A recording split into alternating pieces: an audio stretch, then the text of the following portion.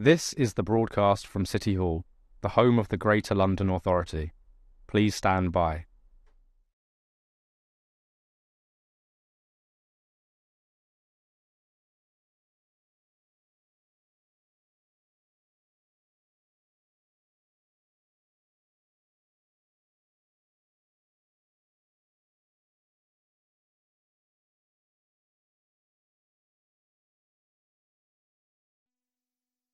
This is the broadcast from City Hall, the home of the Greater London Authority. Please stand by.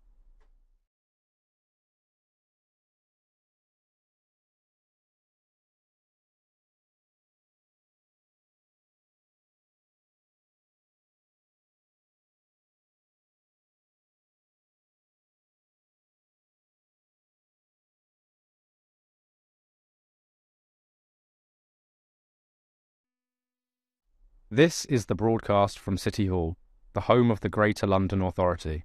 Please stand by.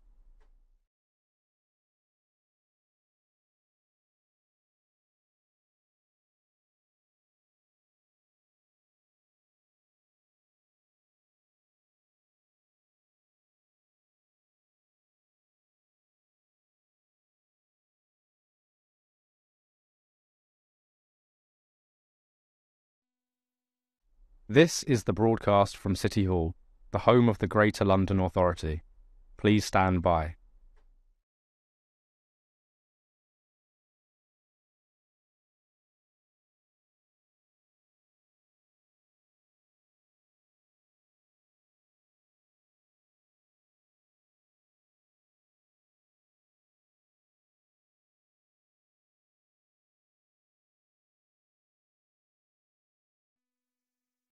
This is the broadcast from City Hall, the home of the Greater London Authority. Please stand by.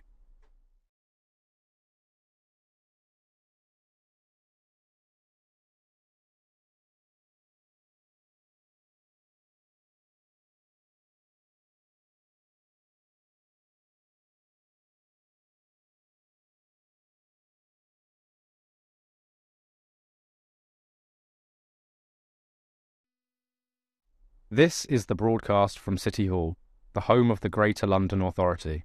Please stand by.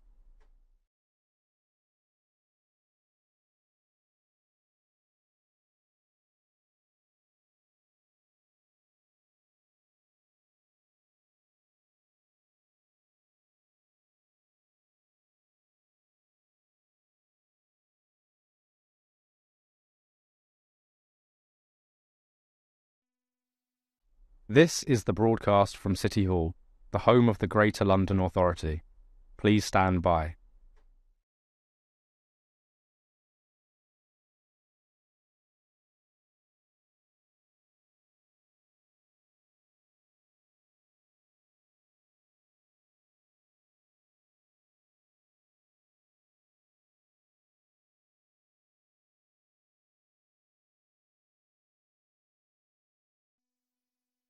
This is the broadcast from City Hall, the home of the Greater London Authority.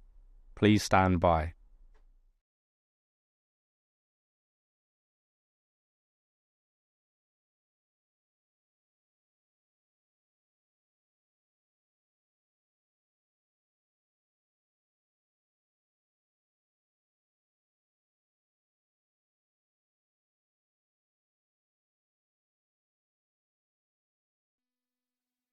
This is the broadcast from City Hall, the home of the Greater London Authority.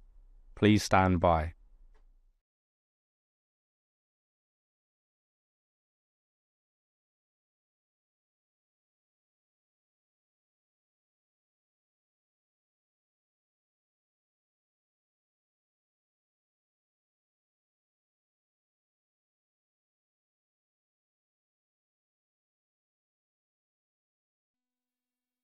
This is the broadcast from City Hall, the home of the Greater London Authority. Please stand by.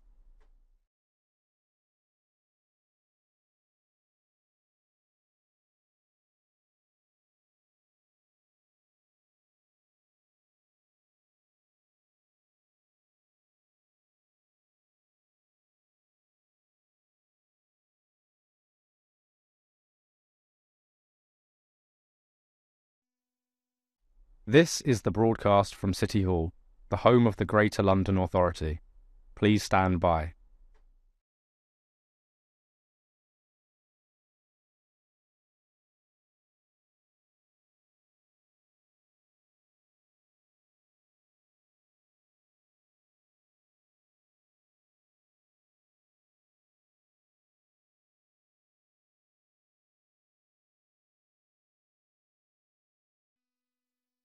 This is the broadcast from City Hall, the home of the Greater London Authority.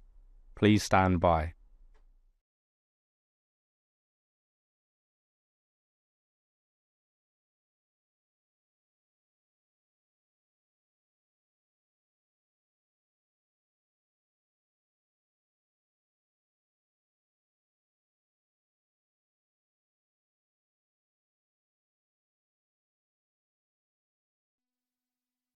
This is the broadcast from City Hall, the home of the Greater London Authority. Please stand by.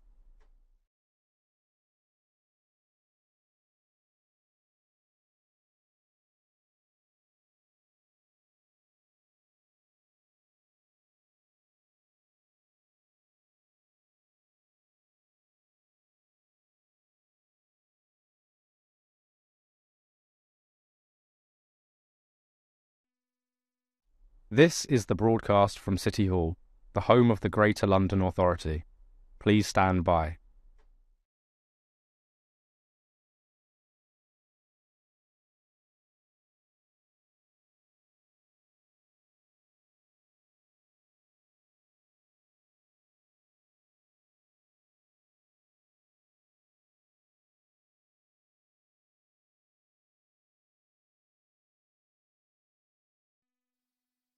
This is the broadcast from City Hall, the home of the Greater London Authority.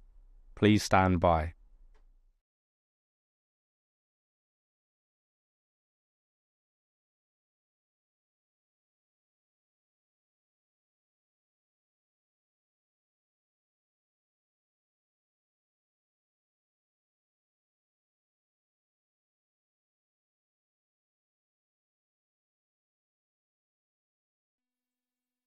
This is the broadcast from City Hall, the home of the Greater London Authority. Please stand by.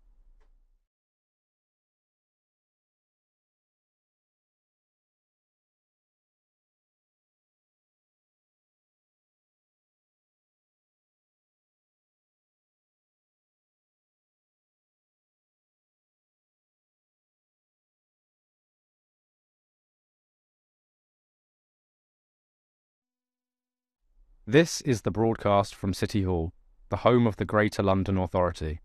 Please stand by.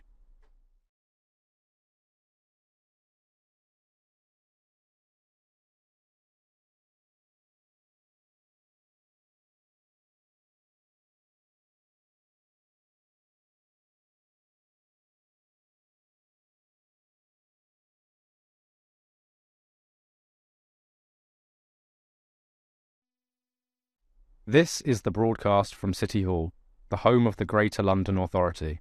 Please stand by.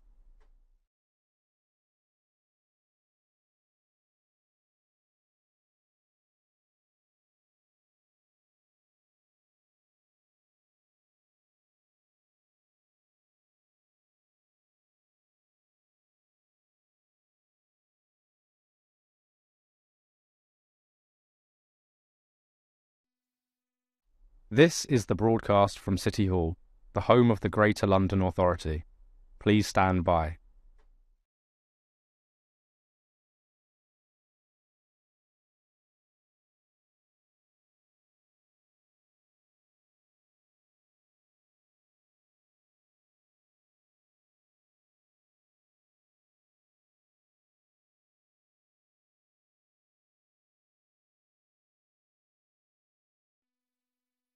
This is the broadcast from City Hall, the home of the Greater London Authority.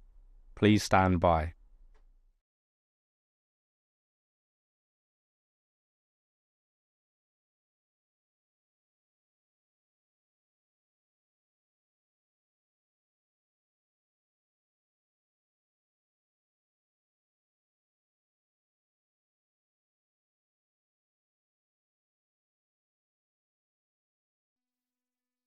This is the broadcast from City Hall, the home of the Greater London Authority. Please stand by.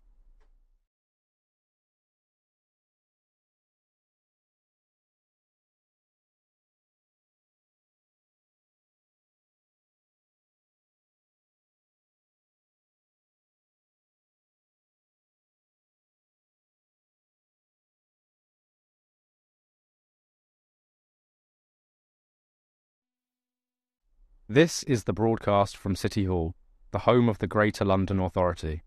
Please stand by.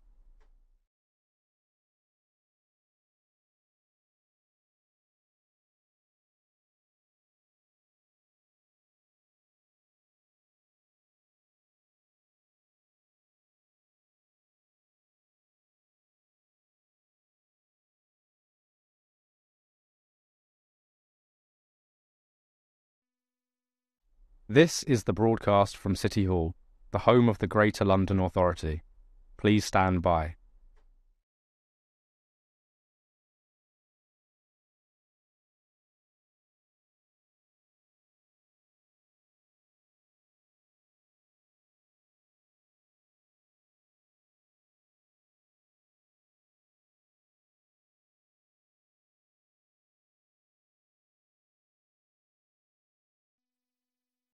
This is the broadcast from City Hall, the home of the Greater London Authority. Please stand by.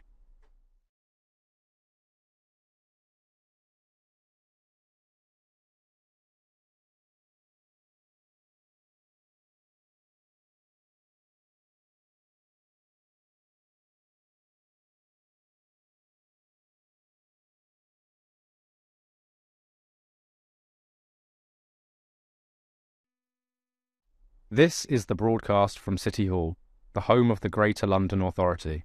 Please stand by.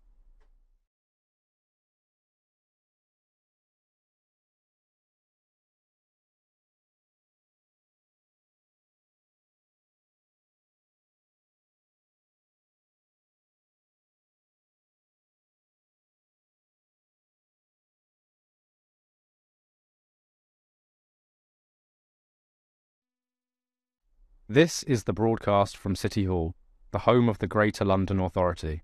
Please stand by.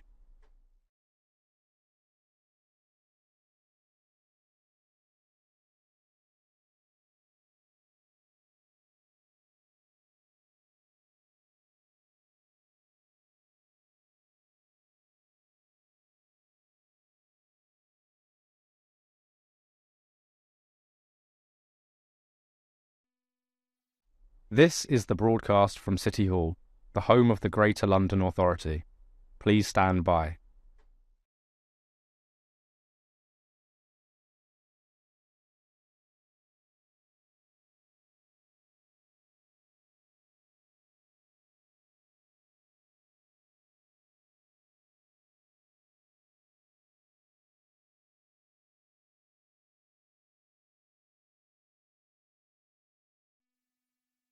This is the broadcast from City Hall, the home of the Greater London Authority.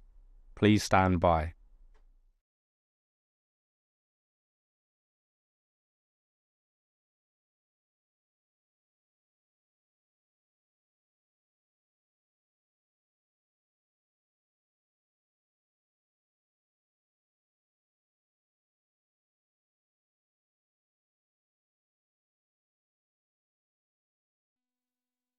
This is the broadcast from City Hall, the home of the Greater London Authority. Please stand by.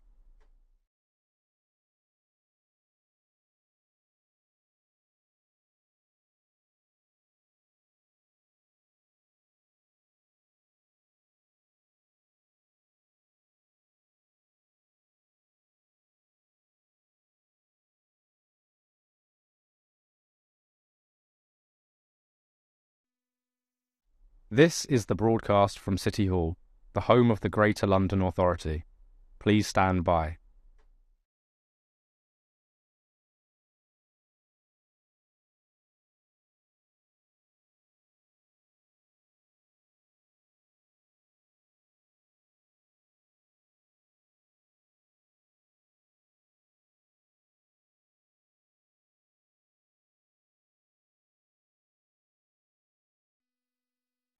This is the broadcast from City Hall, the home of the Greater London Authority.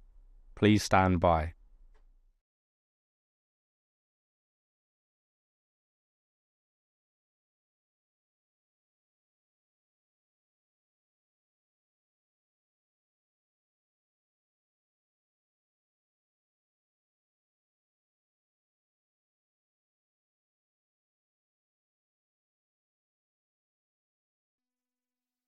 This is the broadcast from City Hall, the home of the Greater London Authority.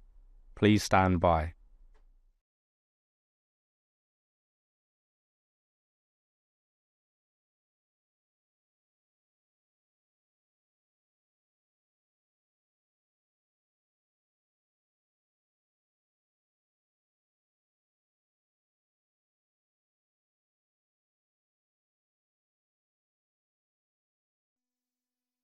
This is the broadcast from City Hall, the home of the Greater London Authority. Please stand by.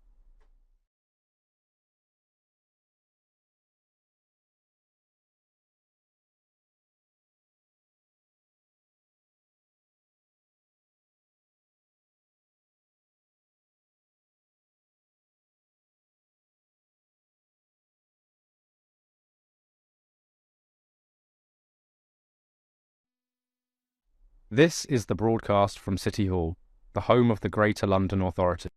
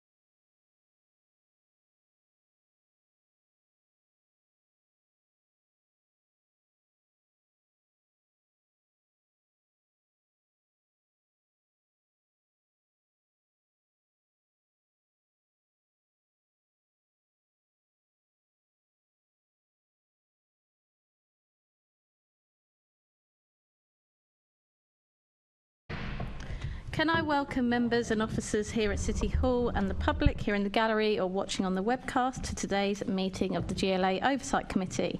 Please may I remind participants to turn your phones off or put them on silent, and can I also ask members to ensure that any electronic devices are not placed near their microphones. Can I ask the clerk, Nicoletta Kemp, to confirm any apologies for absence? Thank you, Chair. Apologies for absence have been received from Assembly Member Duval, for whom Assembly Member Ahmad is substituting, and also from Assembly Member Zahoud. Thank you. Moving on to declarations of interest, can we note the list of offices held by Assembly members? Noted. Thank you. Can I ask members if they have any disclosable pecuniary interest in specific items listed on the agenda?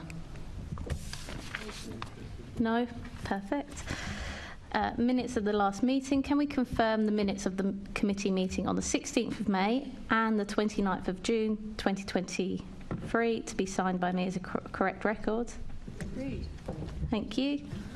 The committee has also been circulated a private version of the minutes of the meeting held on 16th of May. Should members wish to discuss the content of those minutes, we will need to resolve to exclude the press and public from the meeting at the end of the meeting. Can I ask the panel to confirm whether they wish to discuss those exempt minutes? Thank you. In that case, can I ask the panel to confirm that pursuant to Schedule 12A of the Local Government Act 1972, the information set out at Agenda Item 11 to be excluded from public discussion on the grounds that involves the likely disclosure of exempt information, and also agree the private version of the minutes? Thank you. Summary list of actions. Can we note the completed and ongoing actions arising from previous meetings of the Oversight Committee? No. Thank you, and we are there. Welcome guests.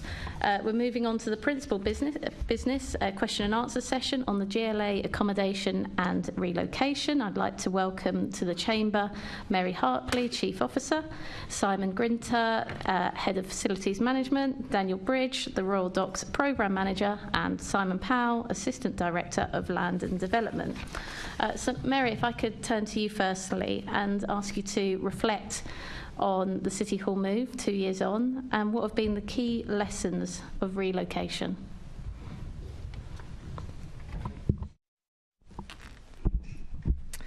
Thank you, and it's good to be back before you again after another year here in City Hall at the Royal Docks.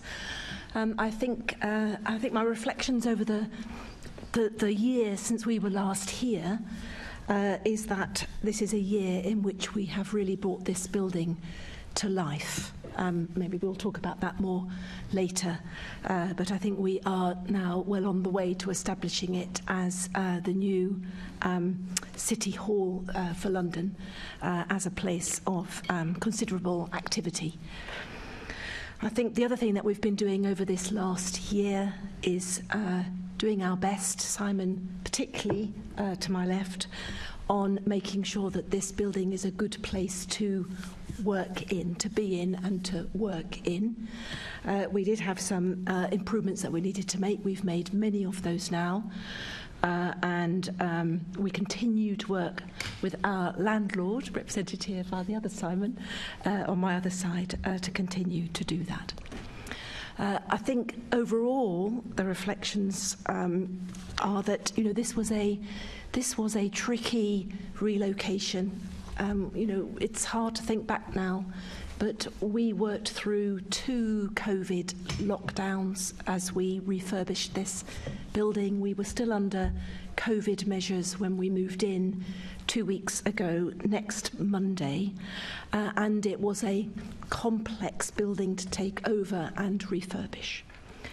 I think we'll probably end up talking a little bit about our next planned move, which is related to Union Street and Palestra, which is going to be, on the face of it, an entirely different, much more straightforward move. But we've certainly got some lessons for the time any of us face anything quite as complex as this one again. So what were those? So the question was to reflect on the key lessons. What was those key lessons? You opened up by saying that perhaps this year there's been increased activity. Is there something around the speed at which you managed to have that increased activity, which is a lesson for how that could have been better done? What are the key lessons? Well, I think that, most of the lessons we touched on a year ago, and those were lessons related to some of the construction work and some of the finishing work. I think, I don't know, panel members may disagree, but I think, we've taken a year here to shift some of the footfall numbers, the event numbers, the other measures of attendance and success, really quite considerably in the year. And again, because we were only just coming out of COVID as we moved in, I think I'm not sure we could have done much better than we have done. We'll talk about it, I'm sure. Some of the events income is picked up here, perhaps a little bit more slowly than we had hoped. Quite a lot of that has been done. That is due to lots of internal events we've been holding in the building to get people here and to make the building visible. But again, we've got some hopes there about new interest in filming and other things, which of course helped drive the income back in Old City Hall. I think we've got some learning still about the snagging, how long some of that has taken, but again, Simon, I think, has done his absolute best there over the last year. And we're in a relationship with a new landlord, and we're beginning to develop that relationship as well. So I would say they're all sort of lessons related to, a major move and then settling in. And is there anything that would shape or alter how you would conduct a move in future?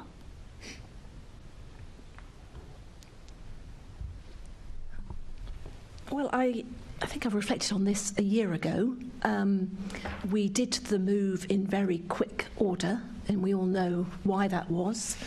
I don't think, I think all of us would pause before trying to deliver a project, which again we described as quite an aggressive timetable this time last year. That's how we described it. I think that's what it was. But we didn't have much choice in the matter. The circumstances dictated that. As we look forward to the Union Street to Palestra move, we've got far more time. And we'll use that time wisely in terms of engagement with staff and planning. Yeah, that's what I would say. And perhaps would we alter how we sell the financial savings from such a move? Would there be any learnings around that? Without getting into another argument that I think we've rehearsed, but I think still, regardless of the argument, there's been a shift. So has there been any thought about how we might look at the savings or the projected savings in future? So, as you say, Chair, without going back on all of the arguments and the agreement to disagree around some of that, I think in the future it would be good to do more work earlier with a wider group, such as this committee and such as the staff that serve this committee, to understand some of the thinking behind the principles that we are using. And again, it's going to be so much more straightforward, the Union Street to Palestra move, but we could do some of that as part of that. I think when you ask Simon more about the costs of that next move, I think he's going to say to you it's too early for us to have very much idea of the detail. But what we can do is we can work with Secretariat staff and you as the committee more closely as we begin to understand that detail and get closer to that move. Okay. Moving on to staff headcount. Given the trend of increasing staff headcount, do you have confidence that the current GLA office space and hybrid working policy are sufficient to accommodate the working arrangements of staff?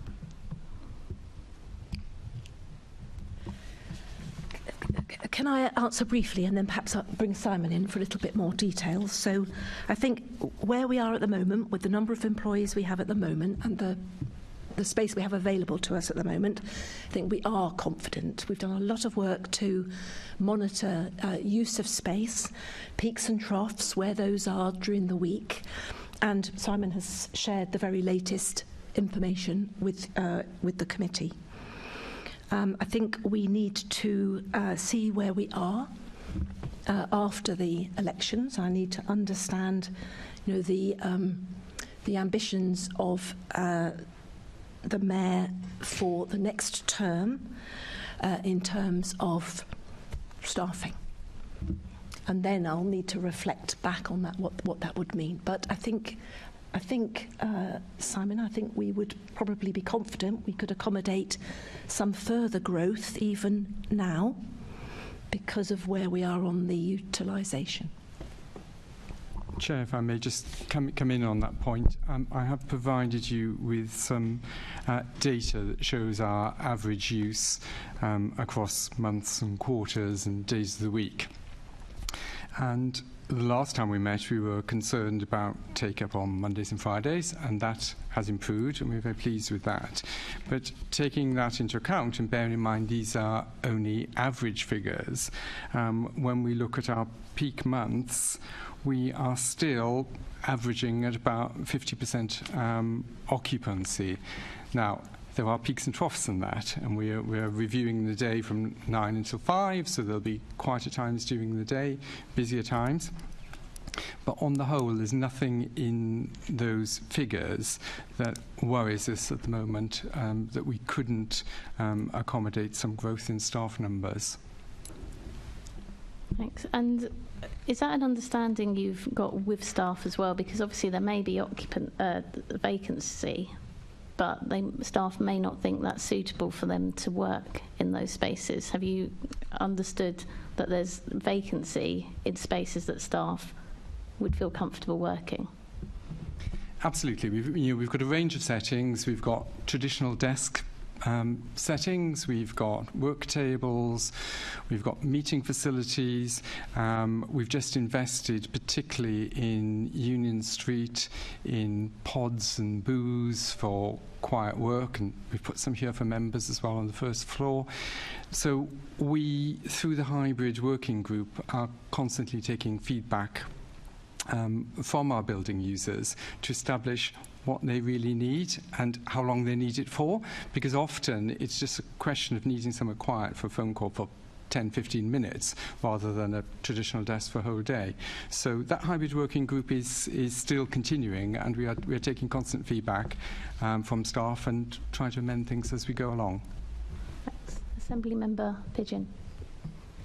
Lovely, thank you very much. So obviously this building is now the home of London Government, and yet you wouldn't necessarily know it if you came through the door. So what are you exploring to promote city pride and democratic engagement in City Hall? What are you doing to make this more attractive and interesting for visitors coming? Well, we have seen and on the footfall figures, etc., that I've given you, quite a big take-up. And I know that the Assembly has been discussing changes to the Chamber, looking at various things in relation to displaying our emblems, that kind of thing. I know that members are have been asking me about the map, and particularly not just asking. I think we passed a unanimous motion asking for an aerial map to be reinstated at City Hall. Exactly. Yes. No. I have seen that.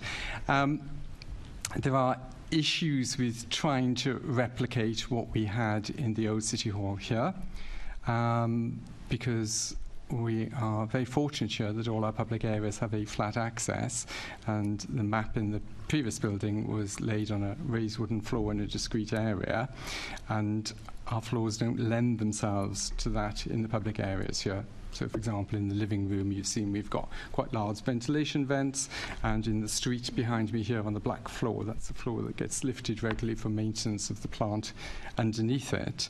But we have been looking at alternate ways of doing it, whether that be through light displays and that kind of thing, all of which are incredibly expensive. But I think under the new mayoralty we will have a look at that and see how another way that we could recreate that. Okay, so the Assembly have been driving the idea of taking over the sort of heraldry from the GLC and all that, and that's in discussion. We've asked for a floor map to be returned somewhere. Surely it could be a vinyl one that's stuck down on tiles. There are lots of ways. It doesn't have to be precisely how it's structured at the old City Hall. Or if not, could it not be on a big wall so you could roll it so people can look at it? Children and adults alike love to point to see where they are and look at the sort of landmarks of our city. Can you look to create that? We can certainly consider it. These things are very expensive. The last version of the map we had in the old City Hall was sponsored by ONS because the detail behind it needs to be quite accurate, and therefore it's quite expensive in terms of the flyovers and various other things they have to do to achieve that. But certainly we can look at it as long as there's budget provision and we find a suitable format. But I think we would appreciate working with members and other building users to get their ideas and see what we could achieve. Would you accept we need to have more things in this building to make it truly the home of London Government, and some historical things? I mean, when are we going to get back the Olympic and Paralympic memorabilia that are out on loan? Things like that are of great interest when people come to this building. At the moment, there's virtually nothing to see. The memorabilia from the Olympics is still on loan. We agreed to extend the loan to our colleagues on the Olympic site. But yes, we can certainly look at what else we have and where we can put it. The problem is with our space that we need to maintain flexible space that people can travel through. We don't have many walls. We have lots of glass, which was a similar issue in our other building. But we can certainly look at things. Okay. I think that's a sort of maybe there. I'm not getting huge enthusiasm, if I'm honest, from you, Simon, but we have made our point there. Can you give me an update, Simon, on where you are with snagging issues at City Hall? And, you know, what confidence do you have that these are going to be resolved? So let me just give you some examples that I have been raising over recent months. You'll be aware of them. The light bulb in the chamber, which I'm told parts are on order, they're bespoke, you didn't have any given to you in the handover, so end of March at the earliest probably this is going to be fixed. It went out before Christmas. 40 screens, that screen is out. You're having to order access equipment, you're having to procure access equipment in order to be able to fix that screen. And the disabled toilet in the public area has the wrong fitting, so it doesn't lock at the moment, so it's been out of action for weeks. It doesn't feel very good. And if you go in lots of the facilities like the toilets, they're very scruffy behind the doors. Paint's coming off, door stops aren't in place, that door up there squeaks non-stop. It doesn't feel like it's being really kept at the best condition, and we're only 2 years in. What are you doing to order things so you don't have light bulbs out for months and months? What are you doing to solve these issues, please? Let me address the issues you mentioned in this room, which are above me and behind me, and then I'll move on to the other points. So the lighting system is reasonably complex. It's not just a question of changing a bulb as you would at home. We have had various parts in which have still not solved the problem, so there is more equipment which is arriving within the next couple of weeks so that can be totally replaced. And as you will appreciate, it is quite an access issue. No, I understand that you need a tower. I get you can't do it on a ladder. To the ceiling here. The screen behind me, we've been trying to see if we can fix it. Last week, the original installer agreed that it was a warranty issue and is replacing it. We have got the screen, we just need, and again it's a high location, to have a quiet moment where we can shut off the chamber, which we will be able to do during the pre-election period, to build the appropriate scaffolding and fix it. So both of those I'm reasonably confident will be fixed by the end of the month. In relation to the disabled toilet, yes, we've got several disabled toilets in the public area, but the one you're mentioning has a sliding door, and sliding doors are a particular problem. There is an issue with the design of the lock there. Something temporary has been put on, and it is usable, but we are waiting for a completely different locking mechanism for that. And in relation to the other toilets, yes, there are various fixtures and fittings that have not stood the test of time and worn well. They are being replaced as part of the snagging works.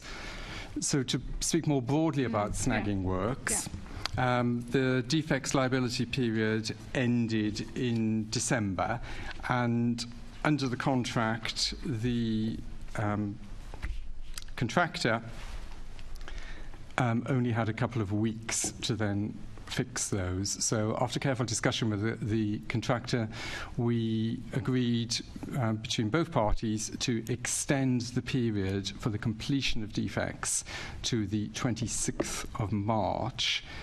And since we've done that, we have actually seen a significant improvement in the number of snags that have been rectified.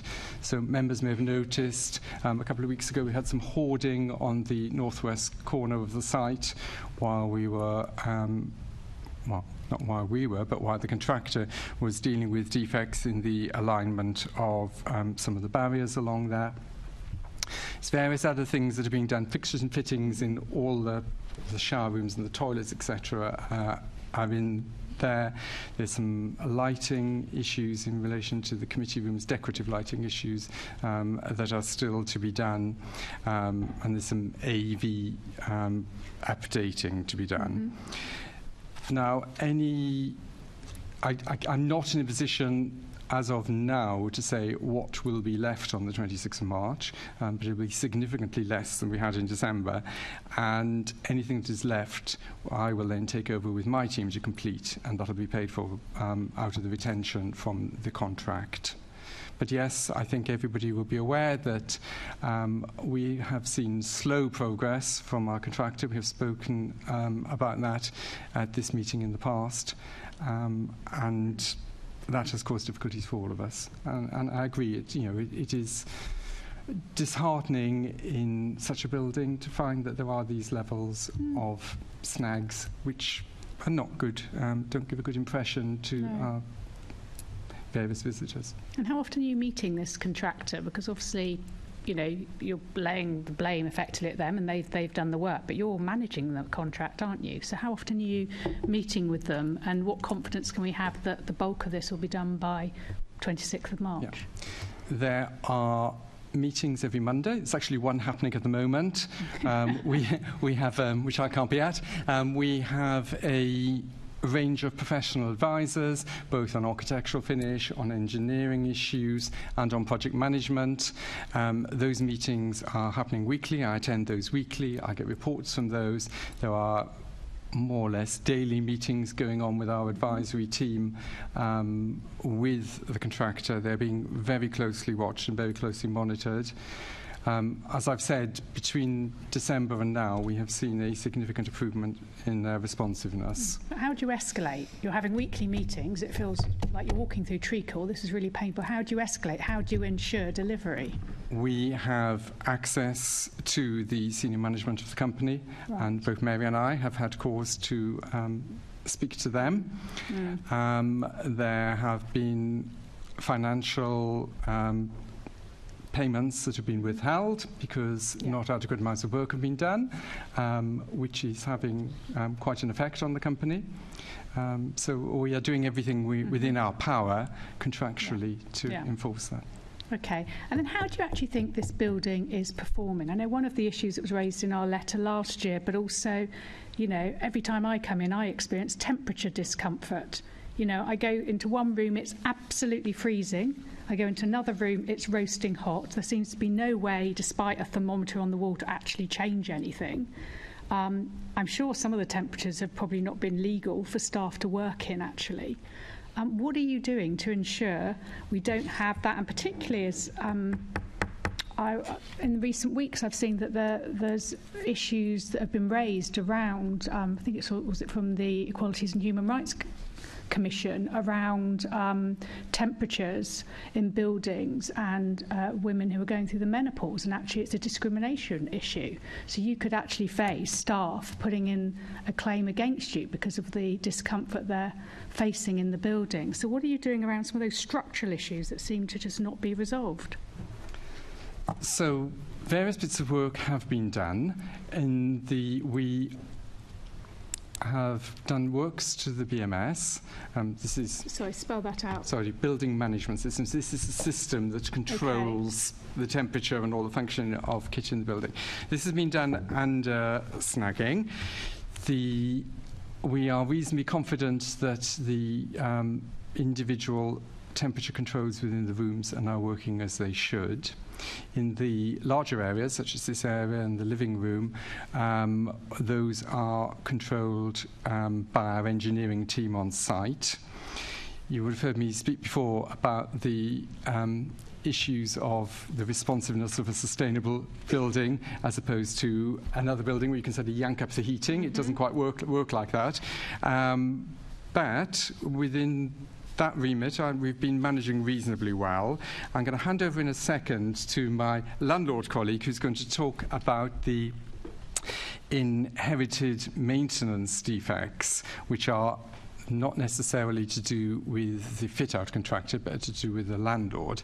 Now, those are having a significant issue in the north wing, so behind me here. I have no idea where I am here. So it's the co-working area, so behind the committee rooms. Yeah, got it. And we have put some temporary heating in there for particularly cold days, which has actually helped improve the situation there.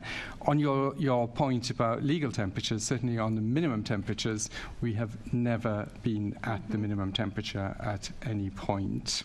What about on the offices on this side of the building, which are overlooking the flyover, which are regularly freezing or boiling hot and nothing in between? Yeah, they have never been below 16 degrees centigrade, which in this country is the legal minimum. We have tried to be responsive, provide heaters and various things as we can, because user comfort is really important to us. The whole building is here for the users of the building, and I'm not going out of my way to make you all uncomfortable. I want you to be comfortable. So as soon as we know we've got a problem, then we are doing what we can with it. But perhaps I could hand over to the other Simon to talk about. Simon, you could just give me a bit on that. And this, Simon, maybe after this meeting you might want to go up, certainly to my office. I don't know about anyone else is up there to experience the temperature up there. Even today it's pretty awful. Simon. Yeah, thanks, Assembly Member Pigeon. So in terms of the significant sort of backlog maintenance works that Simon has just referred to, there are works that we're looking to bring forward in very short order, which effectively will take place over the summer. We've got we've designed the works. It's specifically access to the air handling kit, which is in the co-working space, so directly behind us here as Simon says, in the north part of the building, and that has been, as I said, designed. It's gone out to tender. The tenders are due back later this month. It will be awarded very shortly thereafter, and I'm confident that the works in terms of the access will take place a couple of months following that. Then there will be a survey of the mechanical kit that needs to be repaired, so things like the thermal wheels, and some of the kit within the air handling units, which are directly to the left as you go into the co-working space, and that will remedy the situation for the heating issues within the co-working space within that part. So that will all be done during the summer, basically, so it'll be well before we get into cold periods again. Okay, lovely. Thank you for that clarification. And then finally, can I come on to metrics and measures for success in terms of this building? You've sent over some data. How are you using that to enhance the performance of City Hall? I know footfall, events, cafe sales, education visits are kind of what you're using to measure. This kind of data helps us with making sure that we've got adequate staffing at the right times, that we don't have staff hanging around at times when we don't have much going on, that we have adequate cleaning regimes to cope with heavy footfalls, that we have got our colleagues in the company that provides our cafe service has got adequate supplies in, members of staff, they can get things through quickly. So it's very important to us to know what we've got going on, who we've got coming in. And in relation to Mary's point earlier about events, obviously our first duty is to the authority, the Assembly and the Mayor, to ensure that we are providing what they need for undertaking the functions that they need to in this building, but also to see where we have surplus capacity that we can actually sell for events. That has been one of our issues up until now, but in the pre-election period, we have got a significant piece of location filming taking place here, and that will definitely put us on the horizon for future filming events, bringing us in money. Also, we've been working very closely with events companies to sell this surplus capacity. So again, we really need to know when it is and what we can do. And we have been getting quite a lot of interest so that we can work on that figure of bringing up. But the events at the moment are mostly internal or related to if Assembly members are able to successfully get people to come here for an event. It's not so much of the external, which you had an awful lot of at the old City Hall. That's correct. But I say it's partly capacity, it's partly putting us on the map, and over coming months, I think you'll see that there will be definitely an uptake there. And then the education visits have reduced. Yes. Now, I'm not responsible for the education visits, but I have spoken. Why not, Simon? Why not? I have spoken to the team that looks after them. Now, they had a short-term resourcing issue, so they didn't actually have key staff available for doing those visits. They assure me there is still a lot of demand, and they have been doing some remote exercises as well.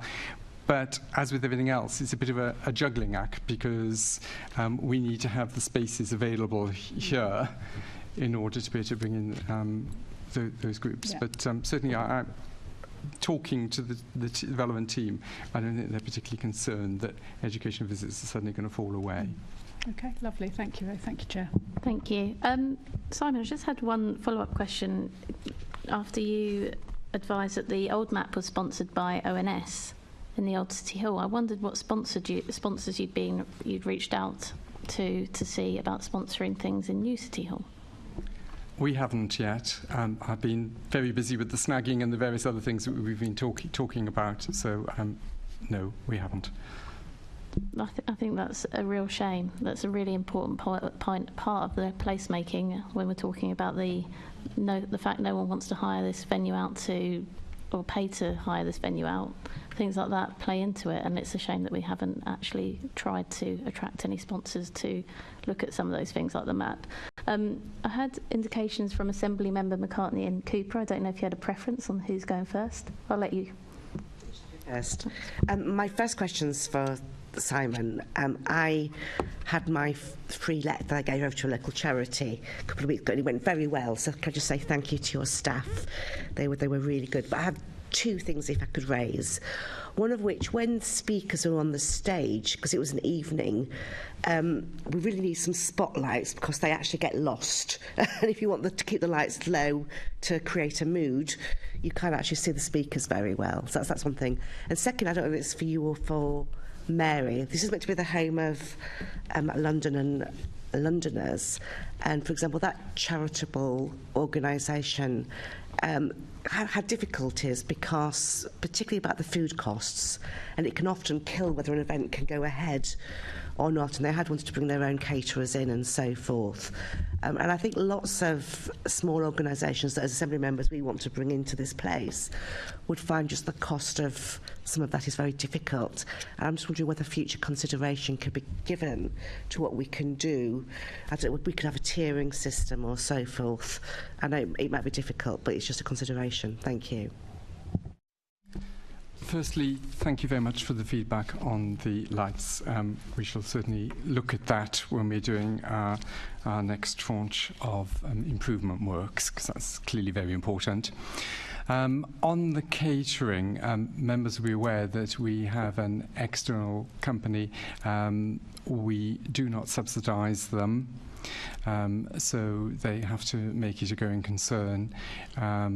We require them to follow our various policies and procedures in relation to food, quality of food, local sourcing, the payment of the London Living Wage, the reduction of 0 hours contracts or no 0 hours contracts, if at all possible. So all these costs have to be borne in mind.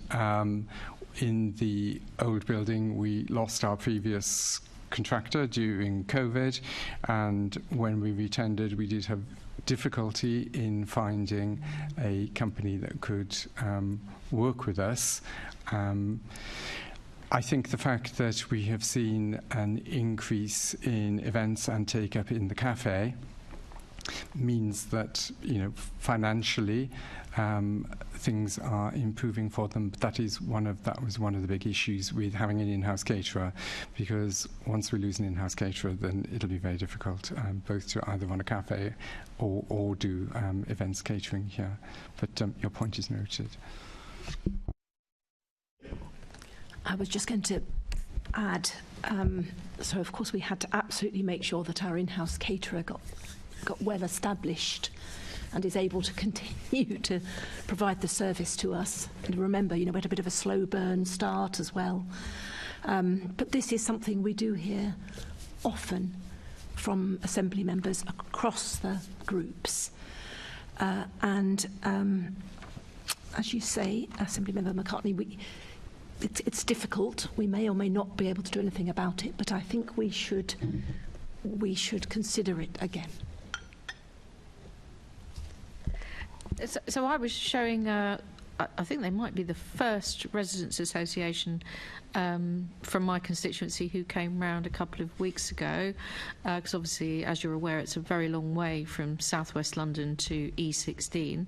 And in the old building, as well as the map room, which we've talked about, we also could show people the Olympic torch and the medals, and we also had the books showing that we had the history going back to the LCC, the London County Council, and we had the, and in fact actually a couple of people got the beautiful cufflinks showing their old logo. And I was looking around for all of these. Where is all that stuff, and why isn't it on display in the hall, so that as soon as, I mean, I think there's just the one box with almost nothing in it. Why haven't we got all of that on display? Where is all the things that we had from before in the old place? Why isn't that on display here, so that when Londoners do come here, that we can sort of show them something of the history? And would it be actually possible to enhance the displays from the old place and maybe go a bit further and talk about the whole history of the GLA, the Greater London Authority, going back through the GLC and back to the LCC, because we do have a proud history here of regional government. I know there was a bit of a hiatus for a variety of reasons between 1986 and 1990, which the first Mayor of London said before I was interrupted, I think, when he took office in 1990, which was quite funny. But, you know, why can't we have all of that on display to show our proud history of regional government in London here in our building? So, as you rightly say, we have one display cabinet out there, which is actually the War Memorial, contains the books of remembrance and the charter to release staff for military service, and the Légion d'honneur that was presented by the President of France. In the old building, we also had the Olympic torches, and medals, which I've explained. We've extended the loan to LOCOG, but we can see when we can get those back. The only other thing we had was a temporary exhibition on the First World War, which we had on the area outside the chamber. We still have that. We have that in storage. That was always designed to tour London boroughs. It's never quite made it on tour, but we still have that safe and secure and nearby. But those were the, other than the map which we've spoken about, those were the only things that were in the other building. You know, if resources were available, then we could certainly do a history project.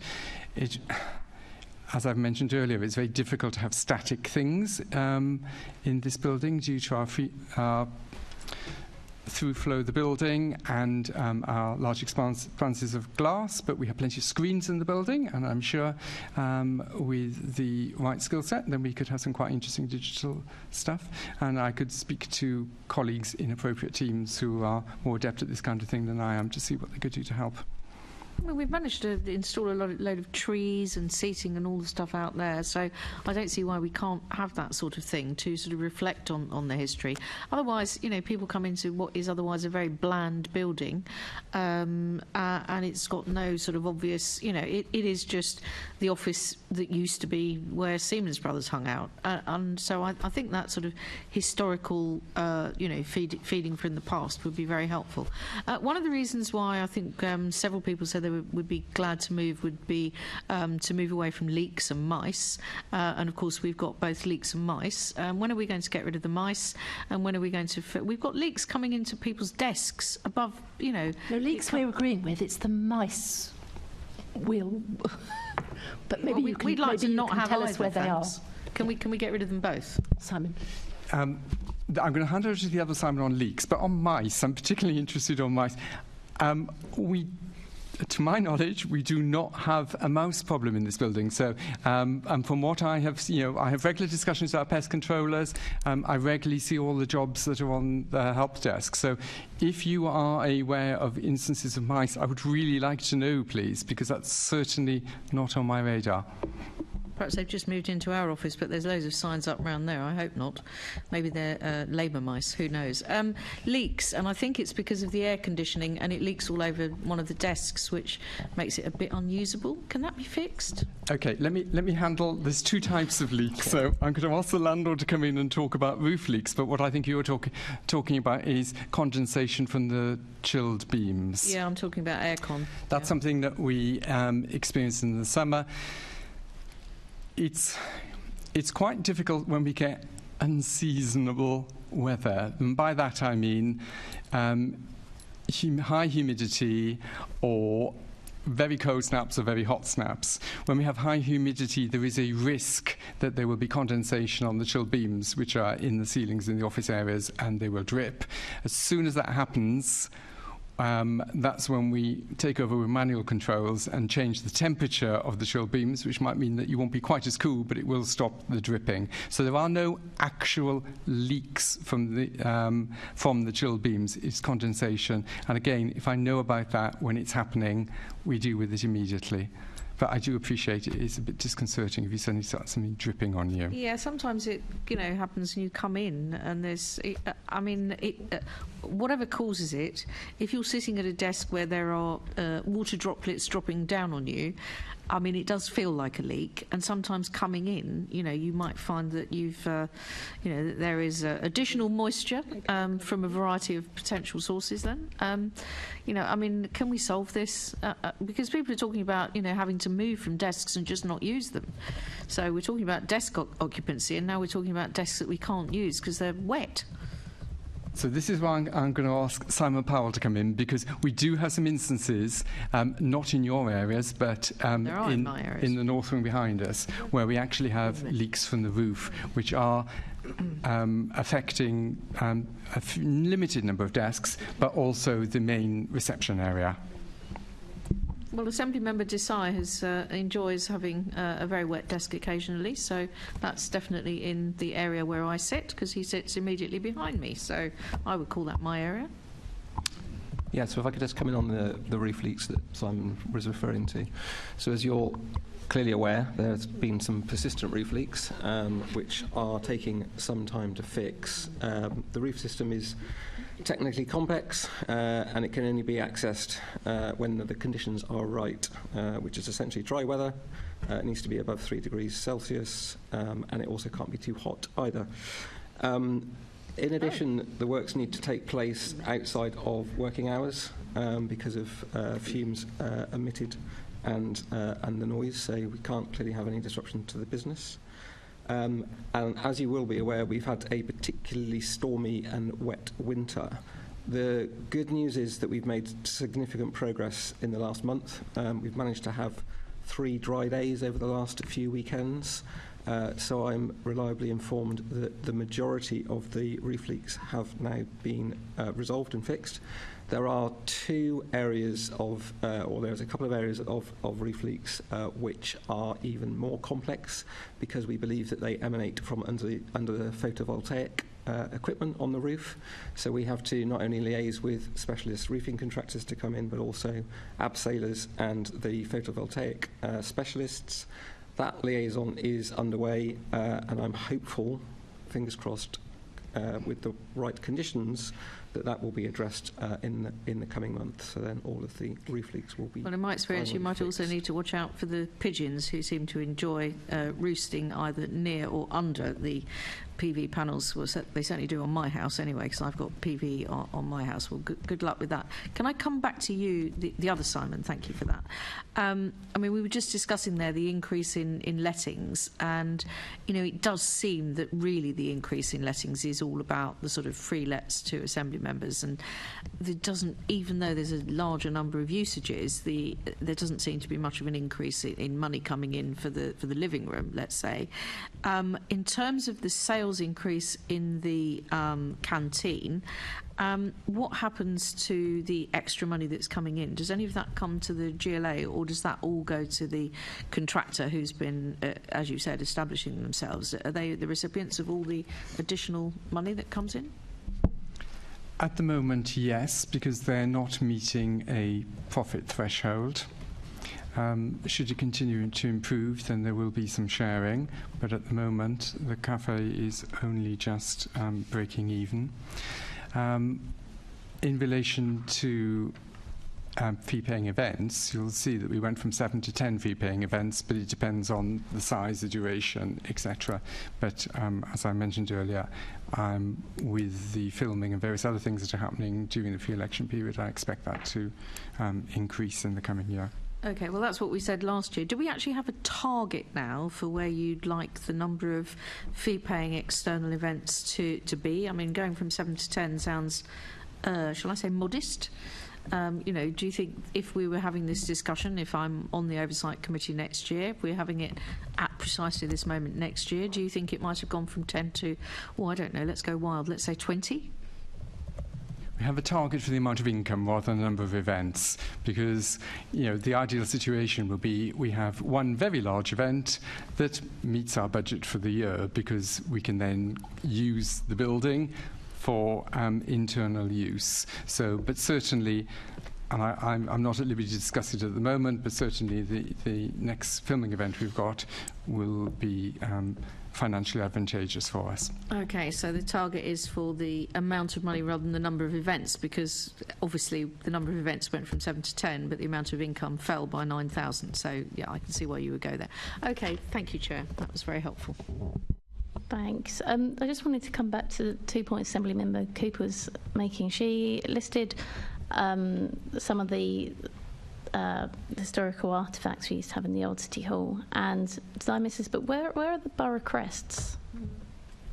So the borough crests weren't historical. We had those created, but they are with the Sorry, rest. historical was a loose term. Okay. I didn't want any. I was looking for a better description than things, Yeah, so yeah. read things from that. That's okay.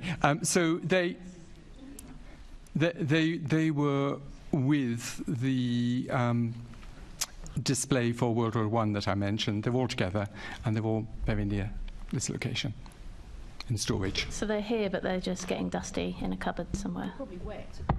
They're not wet. They're not wet or dusty. They have been boxed and are being stored appropriately. Okay, but we can't just get them put up. Well, this comes back to the issue of a wall long enough for putting up 32 crests, etc., 33 crests, etc. So we have been concentrating on snagging, on getting people warm, getting people comfortable. Is there a feasibility study then of all the walls and where the crests could go? It certainly could be once we've got the capacity have we looked at to do it? Has there been a... No, it's not been a priority so far. But you know, we again hear. We are hearing what you are saying across this committee about artefacts we used to have, installing some sense of something more to come and see, and some sense of our place in the history. And so I think we should take that away and give that now, in what will be our sort of third year here, some proper thought.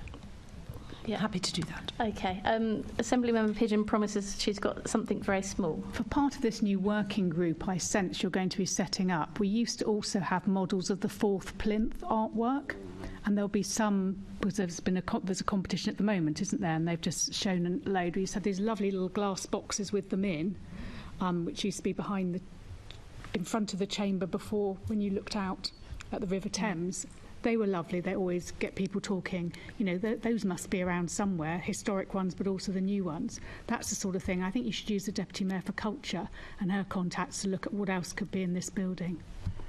And as Simon's already said, you know, we have a lot of screens in this building, and we have some good ones facing outwards as well. And we should think too about how to project some of this digitally as well as physically in the building. But I think we will find some space and some time and perhaps a little bit of money to give this some proper thought.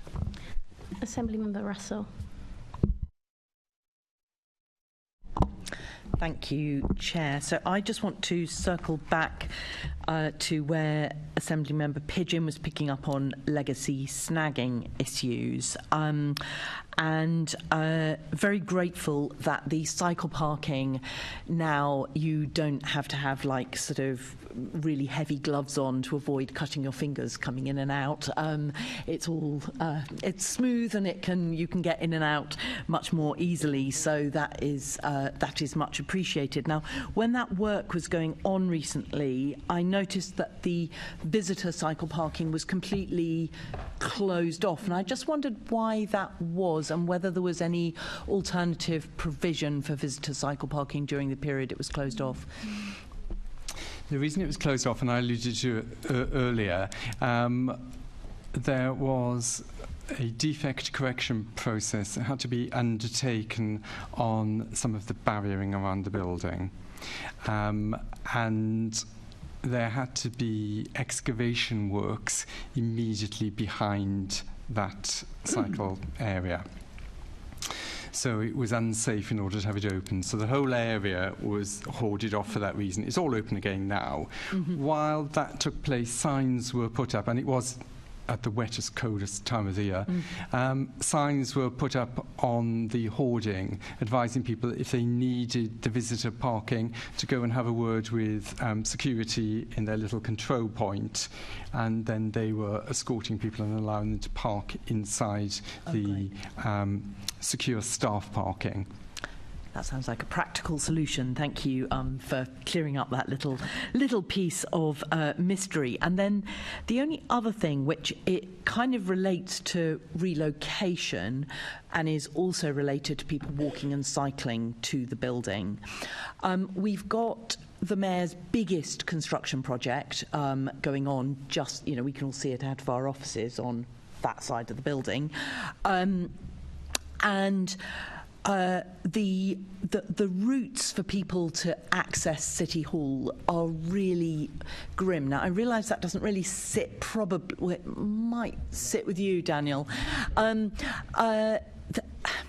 There's TfL have really good guidance about how to set up roadworks and temporary works to keep things safe for people walking and cycling. And I'm not just talking about people walking and cycling to City Hall. I'm also talking about residents. I was just out there just last week, and there were people pushing prams, people pulling shopping trolleys.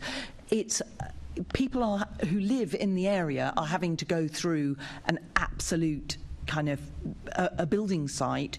And I mean, I literally, there was a huge lorry parked in a bike lane, and then went past and realised the driver was having a wee against the wheel of his lorry.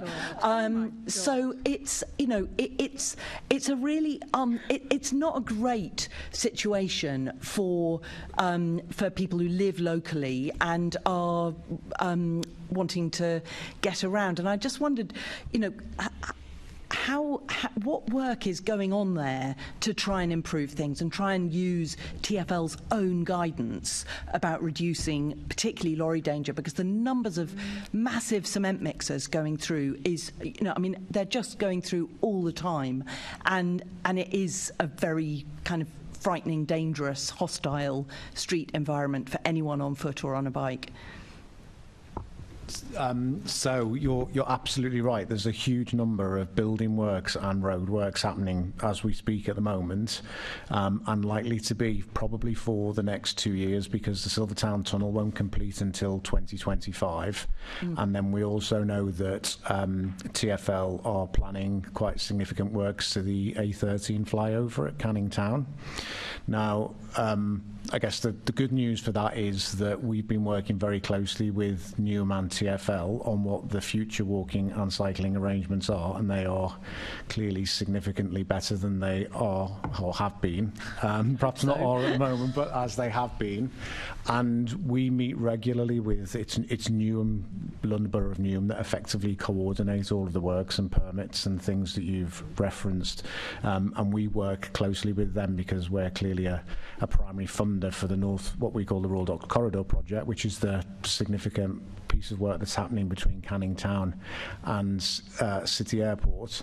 And we liaise regularly with Riverlinks and them, the tunnel contractors, and we have on occasion met Will Norman. So I'm confident that we're doing everything we can in terms of influencing the design of those works and how they're implemented. I'm quite happy to take back your comments and concerns about the nature of how the works are being implemented at the moment, and I appreciate you could, because there was one of the pedestrian lights was out, and the people from the construction site who I asked when it was going to be fixed, they said, oh, we will get someone onto it, but there was no sense of urgency. And there was another light that was working, but because there was no stop line on the ground, when you had a green pedestrian light, the lorries just kept coming through. So it really does need a kind of a safety audit and to kind of apply TfL's own guidance and make sure that they are doing that, just in terms of, basic stuff, sweeping the road, having good signage so people know where they're going. That kind of stuff is not in place at the moment, and it's really, really not okay. Especially as this is like, this is where the mayor is based, and he's meant to be doing quite a decent job and does do a decent job over much of London with keeping people safe.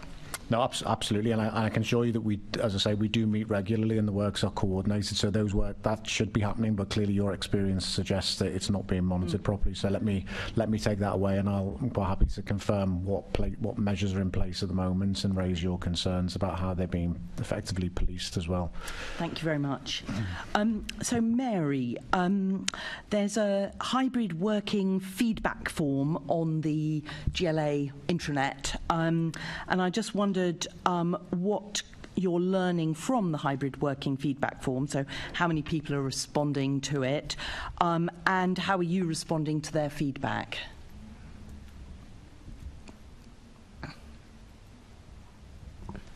Actually, Simon's going to pick up some of the detail, because I haven't got the detail on the forms. I know some of the things that we're doing, but I guess what I was going to say, Assembly Member Russell, is that clearly, in continuing to develop our approach to hybrid working and listening to what works for staff and what doesn't work for staff is a really important part of settling in here, and also thinking about how we work as an organisation going forward. So there has been a lot of stuff. But do you want to go, and then I'll come back in at the end. Yes, I was just going to add, I actually sit on the hybrid working group to represent my area. Other people on it are colleagues working on policies and procedures, DEU colleagues, that's Digital Experience Unit, working on technical issues. We meet once a fortnight. I'll be meeting again on Friday. And at those meetings, we review all the forms that have come in the meantime. Now, initially, we were getting significant numbers. Now we're probably getting about half a dozen every fortnight. And the feedback relates to all those issues I've mentioned. So somebody saying that perhaps the guidance is not clear, they need a bit more help on how-to guides for various things, or they comment on the A to Z guide that I put about how to access various services that I'm responsible for. They comment on furniture provision, and that group was, I don't know whether you've been to Union Street recently, but about a month ago we installed a series of pods and booths which have gone down really, really well. That was solely from that group, so I actually delayed plans I had for fitting out of Union Street so that I could get the feedback from that group, and they directly influenced it. So I found it really, really helpful. Sometimes they come up with suggestions that we just can't support for various reasons, but on the whole we're able to do things from most of them. So it's really helpful too. In fact, I was at Union Street on Friday and saw those pods in action. They look very well used, and you can hear, somebody's in the building because you can hear them. It took me a while to track down Phil, but he was in one of the pods. But we've got a You Said We Did form on the intranet related directly to those forms, the hybrid working forms, and that's what I was looking for. And there's a whole set of things that we've done around IT and equipment. That's generally about making sure that, you know, every PC does indeed work. You know, there's a working camera on every piece of kit. There's a whole piece around workspace and meeting rooms. The pods come into that, but so do things like the meeting room facilities working properly. Another piece on other office facilities. I think we put in a water dispenser somewhere because there wasn't enough access to water for people. And as Simon says, a policy, training and guidance area as well. And then we've got a pulse survey coming up in June, July time. The one we did last was mainly based on inclusion and the extent to which people feel included. But in this next pulse survey, we are going to carry on asking people about inclusion, but also broadening that to think a little bit about how people are feeling about the place that they work in. So we should get some good feedback from that as well. Great. And are you, because obviously I know in terms of assembly member use of the building, we tend to be in, you know, for Tuesdays, Wednesdays, Thursdays, and in particular Thursdays when we've got the sort of big set piece meetings when we're all in, and so we're in here for most of the day, or at least for the whole of the morning, but if it's a plenary, all through into the afternoon as well. And that also means that our staff teams, everyone is in because they need to be, everyone sort of needs to be around. Does that have a knock-on impact on other use of the building? I'm just sort of wondering, kind of, you know, it's that sort of lumpiness of our attendance. Well, I think it inevitably does. And actually, you can tell upstairs when, you know, there's almost certainly a plenary meeting and possibly a mayoral board or something going on as well, because we've not only got set desks, but also we've got tables where, you know, 4 or 5 people can work around. And so you can see upstairs on the second floor in particular, where I sit, some of the peaks and troughs, and those are often related to, as you say, a big group of secretariat people in for a busy day on the assembly, and a lot of sort of coming and going there. But as Simon has said, you know, it is not having a we are not over capacity. Even on those peak days, I mean, people might have to go. Even on those peak days, I mean, people might have to go. I have to do it myself sometimes. You know, the desks are all full. I go and find a table to sit on with another number of other people, just for those, you know, those few hours, because it's a particularly busy day. But we haven't felt the need to try and manage around that. And as we can see, our Mondays, I mean, today is a very busy Monday. Though we've had a big event, we've had the policing board. You can see you could see in the cafe at 1 o'clock how busy the building was. And Fridays are getting busier as well. I mean, I was at Union Street on Friday. There were a good number of people there. And so that too is helping shift the numbers down a little bit on what were the traditionally very, very busy days. Yep, thank you. And then just thinking about the goals for the relocation of City Hall, which I think was to create a space where Londoners would come and see the Assembly in action. Have you explored sort of broader communication tools like incorporating City Hall and London Assembly logos on the external communications that currently feature the Mayor of London logo? Could you just give me an example of something that you're thinking about? This is actually a question that's come from the briefing. So is there an example that you're thinking about, Gino? Thank you. I'll certainly have a go. As someone who travels around London, certainly on TfL services, we see lots of posters that have Mayor of London the logo on them on a lot of posters. I think if we're going to attract people into this building, if we put a logo there as well, that just is the logo. I think we already have a stylised logo of the City Hall that I find quite recognisable because of its unique shape.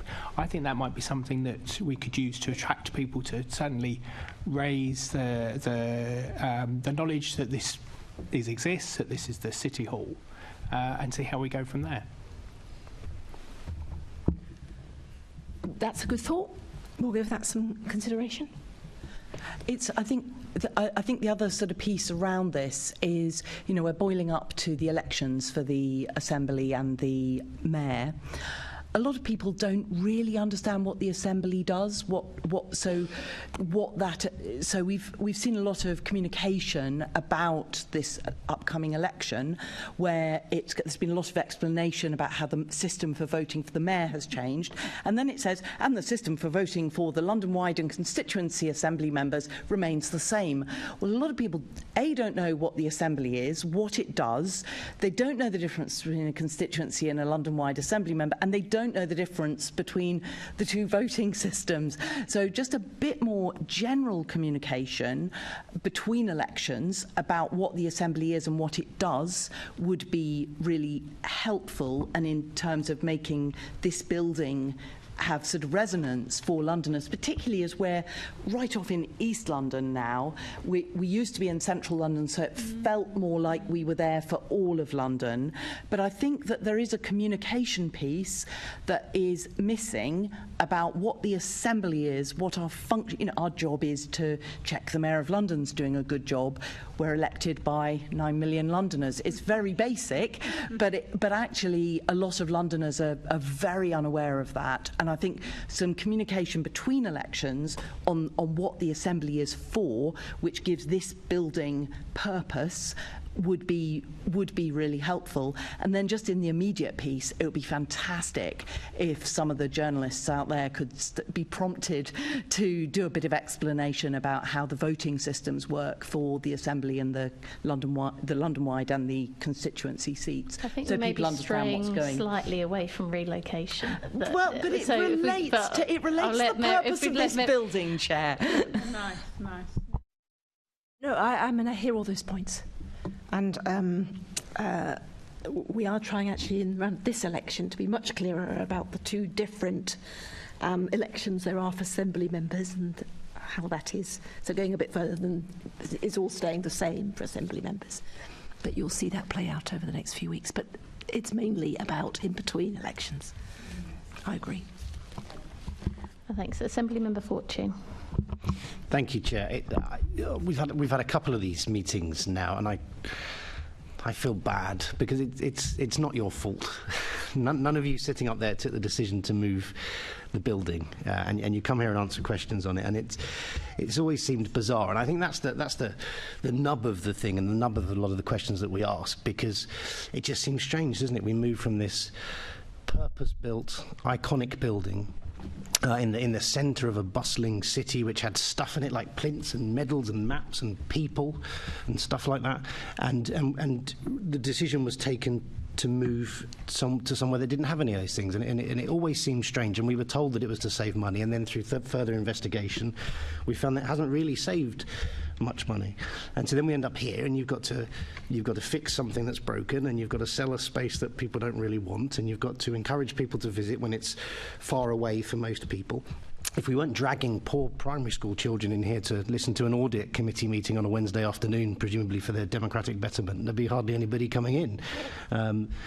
Some people that do want to visit weren't allowed, as we saw with PQT. So it's not your fault. It just seems like a bizarre decision to take, and you have picked up the slack by trying to put lipstick on the elephant in the room, to mix metaphors, by trying to justify that move, and you can't, because I think it's impossible, because the building doesn't feel like it's the centre of London government. It doesn't feel like the home of London's democracy. I mean, for an example, has the building even been opened? And I don't mean sort of the doors opened, or when we sort of snuck in to pretend it was open and then went back. Has anyone turned up with medals and a plummy accent and opened it? No, not yet, although we have invited people to. I think there's been other priorities. Okay.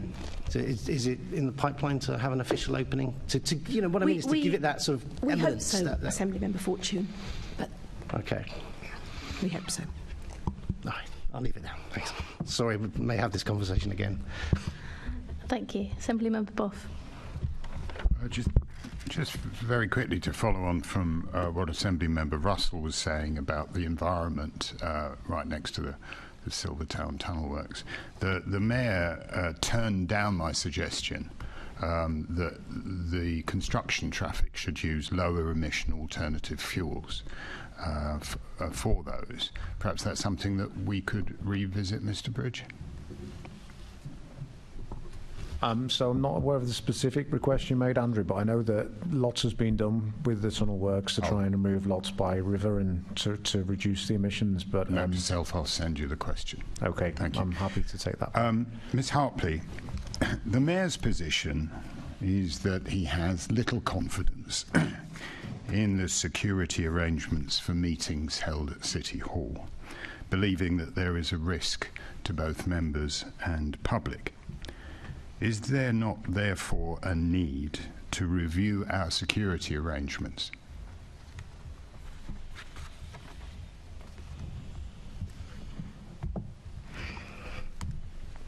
I think the concern was around a particular meeting, isn't it, and a particular set of circumstances. I don't think we are planning to review our security arrangements more broadly at the moment. I mean, are we safe now? How do we know we're safe now? The public can come into this meeting, they can come into Mayor's question times, they can come into committee meetings. The Mayor seems to think that they're not safe because they were not safe for the people's question time. And I would have thought that the first thing one would have done is to allay the fears of the Mayor that the security arrangements weren't working. Simon, do you want to cover it? We review them the whole time. We take great care about who's getting in the building and who isn't, and we continue to do that. You know, as members will be aware, we invested heavily in a range of security systems for this building, some of which we did not have in our previous building, and we have a very highly skilled and highly trained in-house security team. So I certainly, and you'll be aware that I've also undertaken a review of my team, a restructure of my team, and we certainly have no concerns about the competence of our security staff or the robustness of our physical security measures. Well, Mr. Grinter, it's not me you have to persuade, it's the Mayor. And the Mayor seems not to have been persuaded.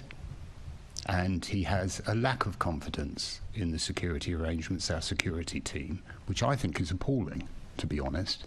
Absolutely appalling that he has that lack of confidence.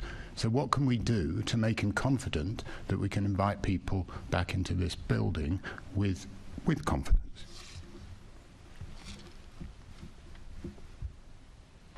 I think we just continue to do what we do and make sure that we've got the right security arrangements and the right team. I want to know how you're going to persuade the Mayor, because the Mayor is not persuaded.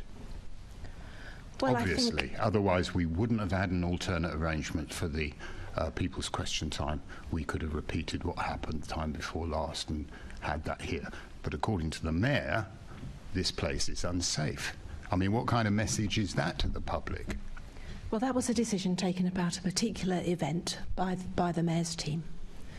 So as we go forward, we will need to continue to talk to the Mayor's team. I'm at a loss to know how that event is any different from any other event. Well, it's clearly a little different, isn't it? Because it's PQT with people coming in. But that was the decision taken by the Mayor's team. But we will continue to keep this building safe. Absolutely. And there's the problem. You haven't persuaded the Mayor's team that this place is secure. What are you going to do to persuade the Mayor's team that this place is secure for the public, for the members and for the Mayor himself? Well, we'll just continue to talk to the team as they plan events going forward. If I could, I think continuing perhaps perhaps that's all we feel we can say in a public session, but continuing to do doesn't quite cover the question. Is it perhaps better, Mary, if you write privately to the committee to tell us what action you are taking? Because I don't think continuing to do what we do quite covers it, but maybe you feel conflicted in saying more. Happy to write to the committee.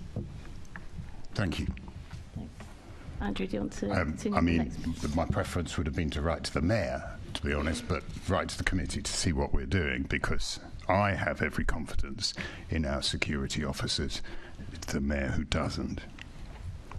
If we can go on to the capital development plan, what is the current plan and timescale for the City Hall Quarter development strategy following the acquisition of the Triangle site? I think Mr. Bridge is best to do that.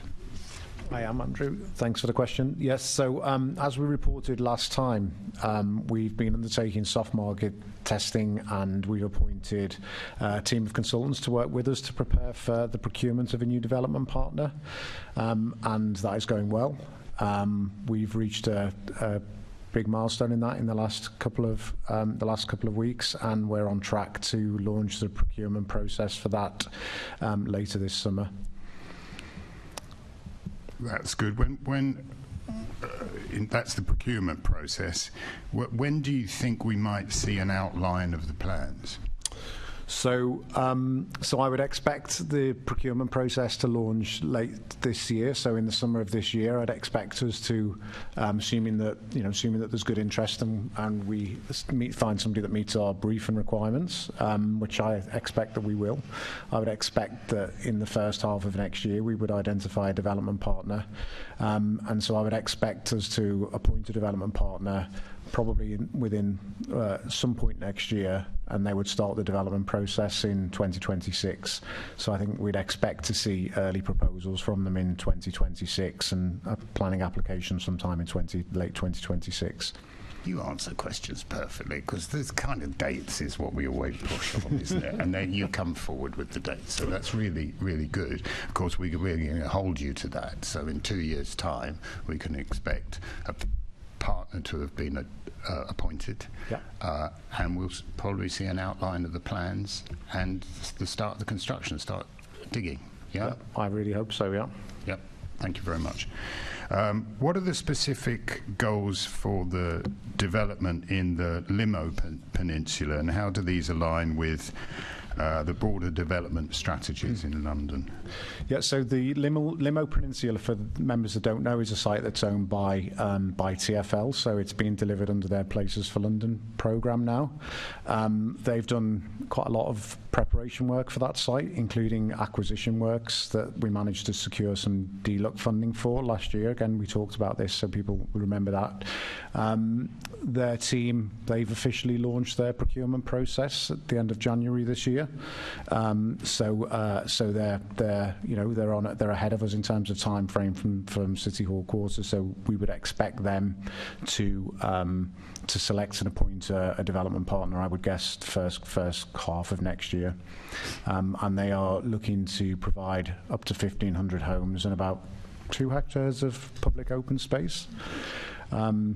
I guess the other thing, that just to remind members, we're obviously very keen to make sure that the developments in and around City Hall are very well designed and coordinated, so that they provide a high quality environment. There's obviously a lot of big bits of infrastructure that crisscross those sites, and for some of the reasons that Assembly Member Russell talked about earlier, we're working very actively with Transport for London, and also our co-landowner Keystone, that owns the other site adjacent to City Hall called Thameside West, which is where the tunnel comes up, to make sure that there's a good overall plan and delivery and development strategy for those 3 sites. Thank you. I mean, a good quality development to me means no boring tower blocks. What do you think about that? I hope they're not boring. Yes, they absolutely. I mean, I think it's I think it will be, the collection of developments have got the potential to be really interesting and exciting. There's clearly significant amounts of river frontage. In the Thameside West development, there will be a new park for London just here behind us at City Hall, so there'll be amazing views and a new park to out to the river and over to Greenwich Peninsula. We're really excited about the mixed-use nature of the City Hall Quarter development, and proposals for us to think about how the under part of the flyover that sits behind us can be used to integrate within that new development. But as I say, it's clearly quite a complex. It's quite a complex area, and there's at least 3 different development partners that we'll be working with. So, a key early part of the work that we did was to do some feasibility and master planning work with Howard Tompkins 2 years ago now to set some of the parameters for some of those developments to make sure that they're integrated. So we're working very hard to make sure that all of those developments meet the Mayor's aspirations around affordable housing, open space, sustainability, and despite things being quite tough at the moment in the market, we're still confident that we'll be able to deliver good, interesting, high-quality development. Very good. And does those aspirations for the new park will be to ensure that they aren't permanently in the shadow of the tall buildings around it? I think it will be on that. They shouldn't be in the shadow on that side because they open out onto the river. So I think they'd get very good sunlight. Thank you. Again, how will the capital funding granted by the Department for Levelling Up Housing and Communities be used for land acquisition projects? And what measures are in place to monitor the development opportunities and socio-economic benefits of the Limo Peninsula? So the grant that came from DLUC, absolutely right, that was used to acquire some land holdings from Newham on the Limo site, and a greater amount of money was allowed to contribute towards the acquisition of the Triangle site behind us. So what that means is, I guess within the GLA Group, we've got control or interest in the whole of those 3 sites now, so it absolutely gives us the power to procure development partners because we have the land interest in them, and then ensure that they're being delivered appropriately. We clearly have, I guess, slightly less control over, as I say, it's been led by Places for London, but we work closely with them.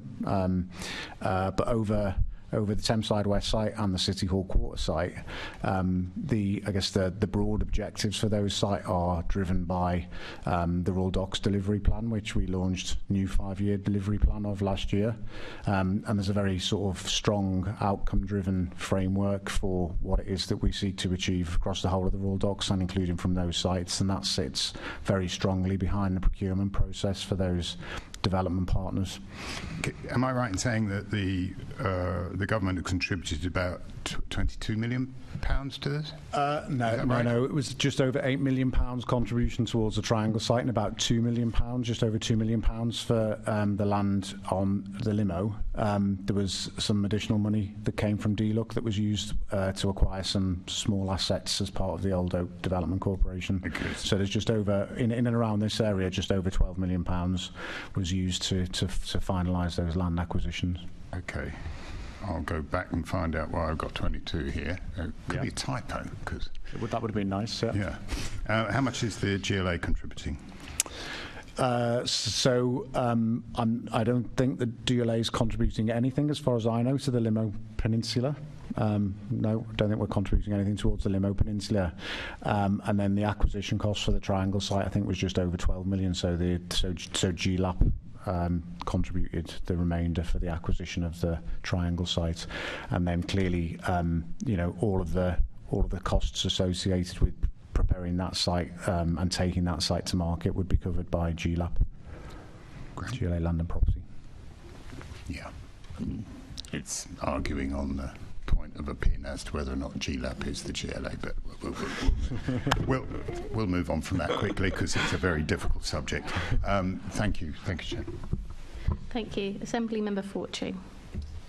Thanks very much. Mary, I'll send this to you and then you can disperse it as you see fit. And it goes back to the economic assessment that was made about the relocation over here. There was an assessment, I think it was about £800 million that was expecting to be injected into the local community over 30 years through jobs, people buying sandwiches, a lot of sandwiches, and the committee raised some concerns about that. I just wondered if you'd had a look at that, and if you have had a look at it and think that's still a reasonable projection. How are we doing after a couple of years?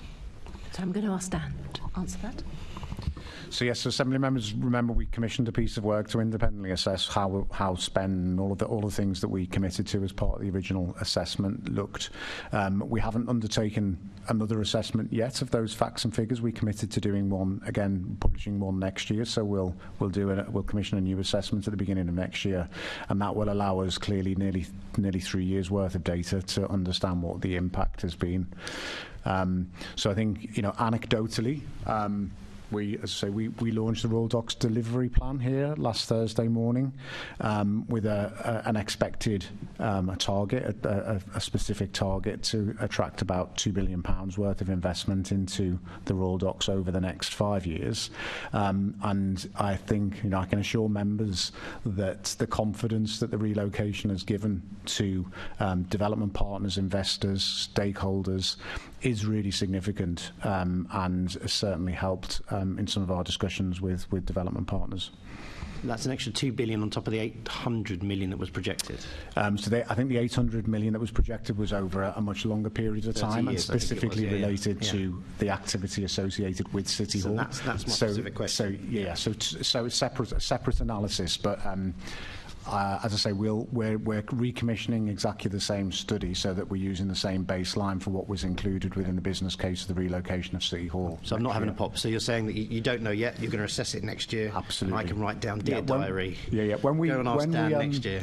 When we did the first assessment last year, we were still confident in the long-term, in the sort of the long-term target. It was just because we'd only been here for a year, it was very, very difficult to see. I'm not going to divide it up and expect you to make X amount every year. I know that. There'll be a hockey stick approach, but there's been no monitoring yet. But not since the assessment last year. Yeah. Okay. All right.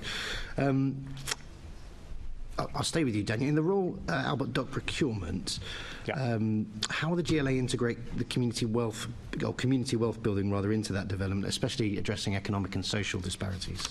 Yeah, so absolutely. So at the moment, we've just launched the PIN notice, what's called the PIN notice for the procurement of that development partner. We did that as part of the launch last Thursday. It's clearly the objectives and outcomes that we've set out in the Royal Docks delivery plan underpin that, and we're just in the process of actually, finalising the sort of procurement assessment and the scoring for that development, and that absolutely will have measured sort of targets and drivers for community wealth building.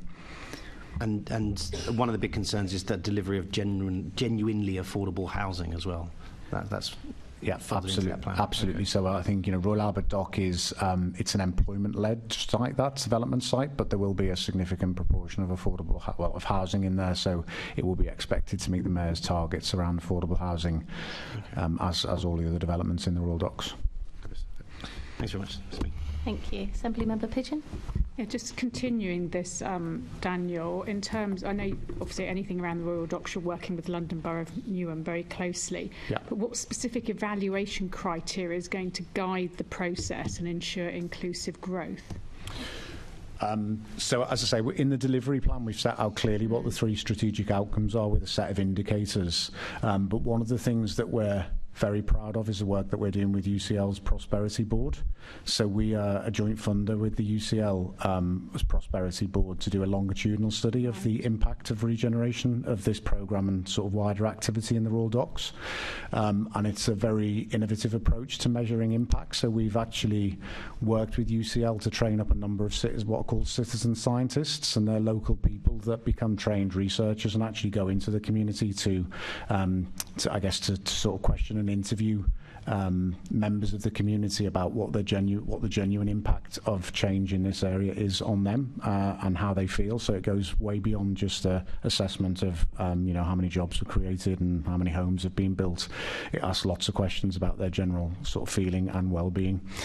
So we're about in year 5 of that study. It's already had some really interesting outcomes and is already has influenced this latest phase of our delivery plan. Yeah, and when will we get the full report from that? Are you going to have interim reports at different stages? What's the sort of plan? Yeah, absolutely. So we, in the first 5-year delivery plan, we committed to do an independent review at year 2 and at year 5, and so both of those have been undertaken. As I say, they informed and influenced this 5-year plan. Yeah. And then the UCL work, the Prosperity Board work, that is a much broader body of work, and it goes beyond just the Royal Docks. It looks at the impact of regeneration on Stratford and other parts of Newham as well, so it allows us to benchmark ourselves against other regeneration areas. A really fascinating piece of work. If any members are interested in it, I'd be more than happy to introduce people to the UCL team. And what's the timescale for any reporting on that? So they report regularly. I think it's all openly accessible. All the data is source data is openly accessible. And the great thing is that they're based in the new UCL building as well, in the Olympic Park in Newham. So they're now based in Newham. So yes, there's again, if members are interested, I can certainly provide you with information to give you access to that data and some of the early findings of that work and the baseline that's been created. That might be interesting for the new assembly after May as part of the induction programme. I'll leave it there. Thank you, Chair.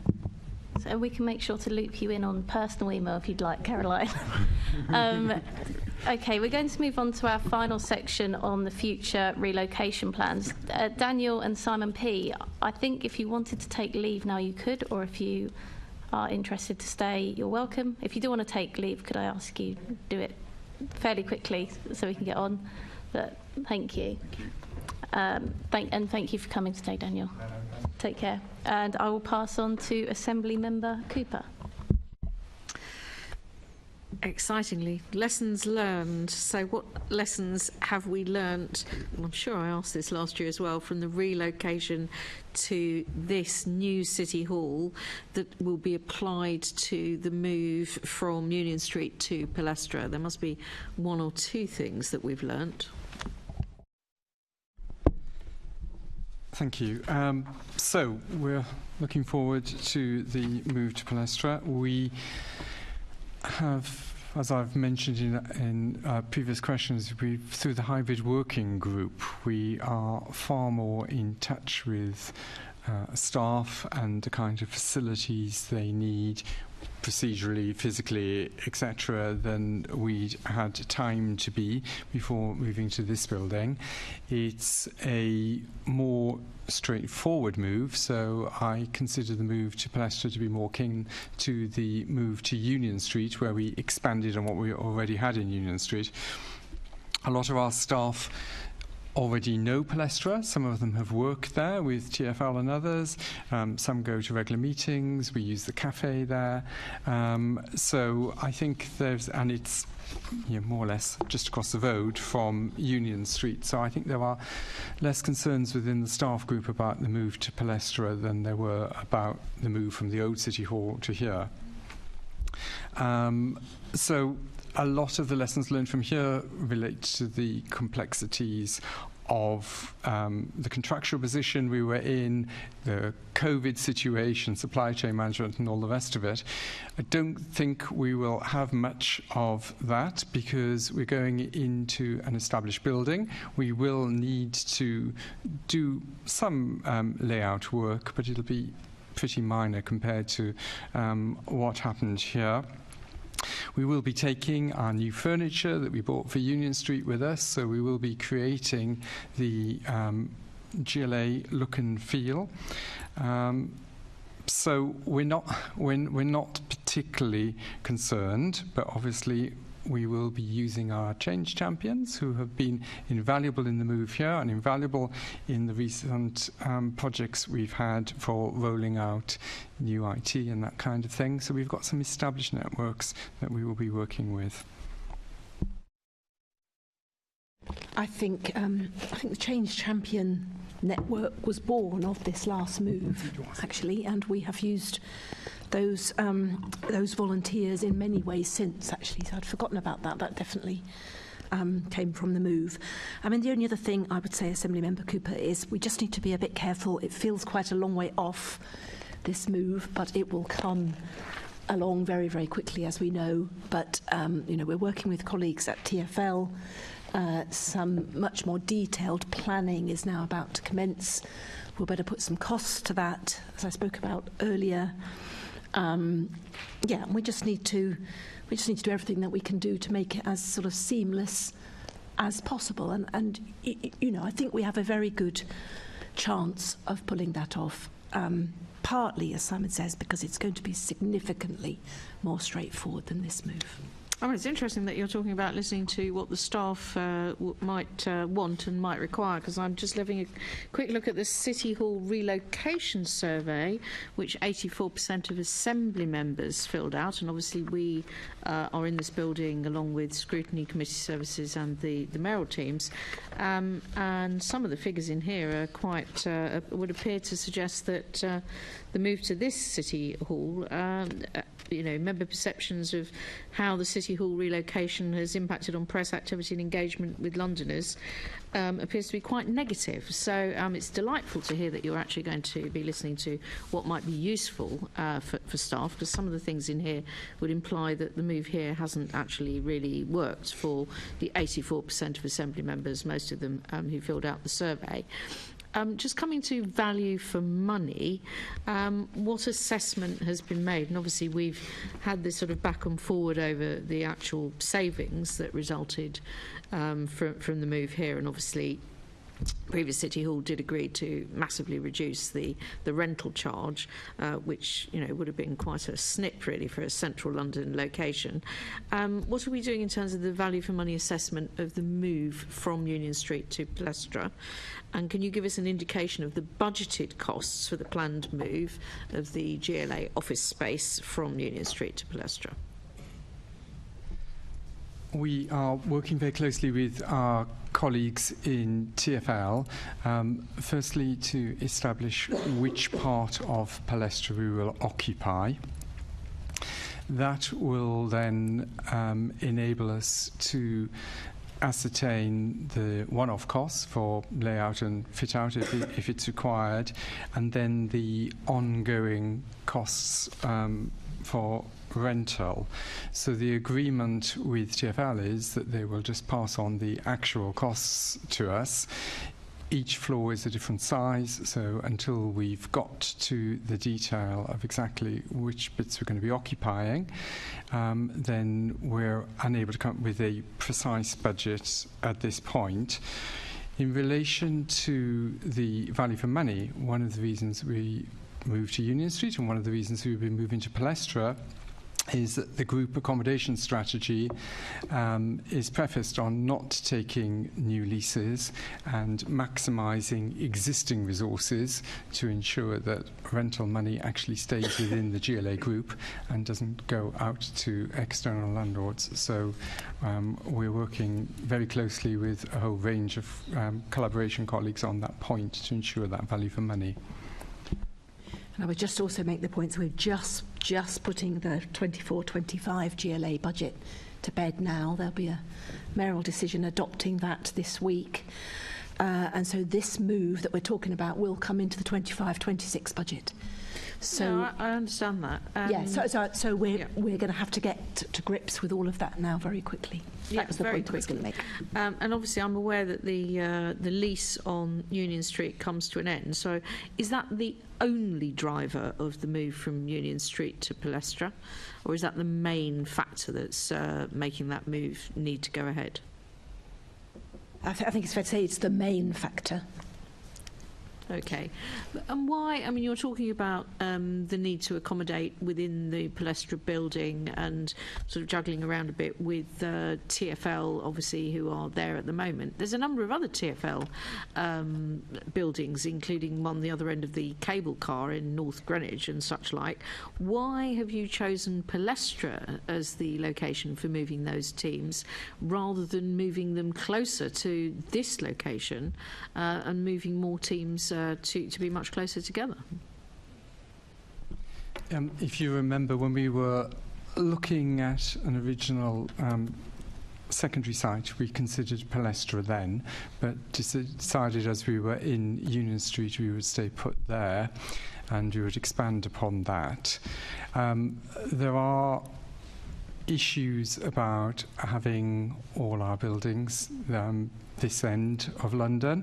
So there are business continuity issues, and as you know, we have a member base in Union Street because members particularly wanted something in a more central location.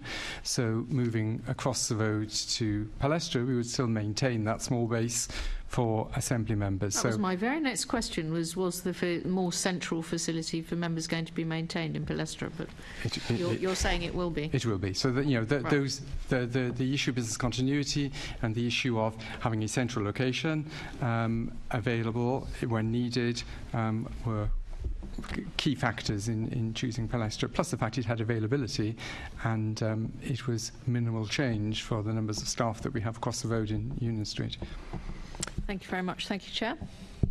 Thank you. And the phrase "members wanted something in a more central location," why did that sound so familiar? But there be it for the centre of democracy. But I did think that was probably the opportune moment for me to read to you the message I received from a charity just today about coming to visit here. They said, "I'm sure we would have more people turning up if it was in a central location. It's out on a limb where it is, and getting there is problematic. The mayor should be in a central location, allowing everyone access to meetings when the public are allowed in." I think it's fair to take that on board at that point. I've got indications first from Assembly Member Pigeon. Thank you very much. Will you be, so you're starting work on the budgets and the finances for this move, and I have to say Palestra is a lovely building. I was there only this morning. Really nice building, really good location, opposite the tube, cycleway, all that. I think staff will love it there. But will you be carrying out any analysis to assess the cost of the move had the GLA remained at the old City Hall with the new lower rent, rather than moving to Union Street and then moving from Union Street to Palestra?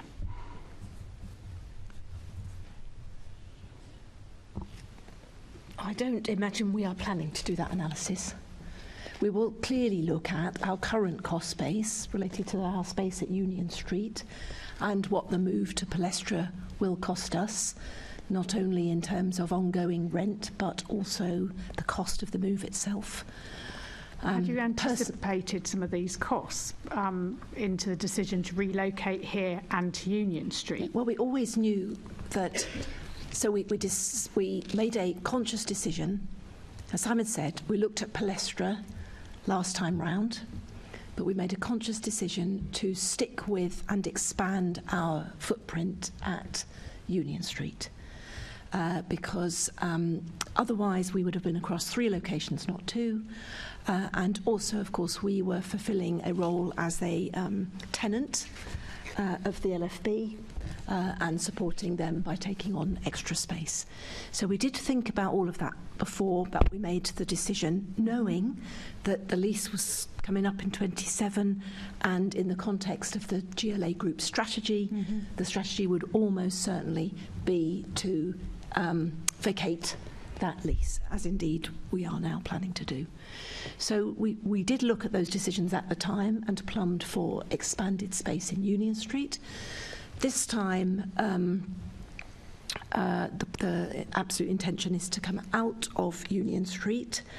Palestra is one of the buildings in the group estate with the longest lease left. You know, that lease is well into the 30s.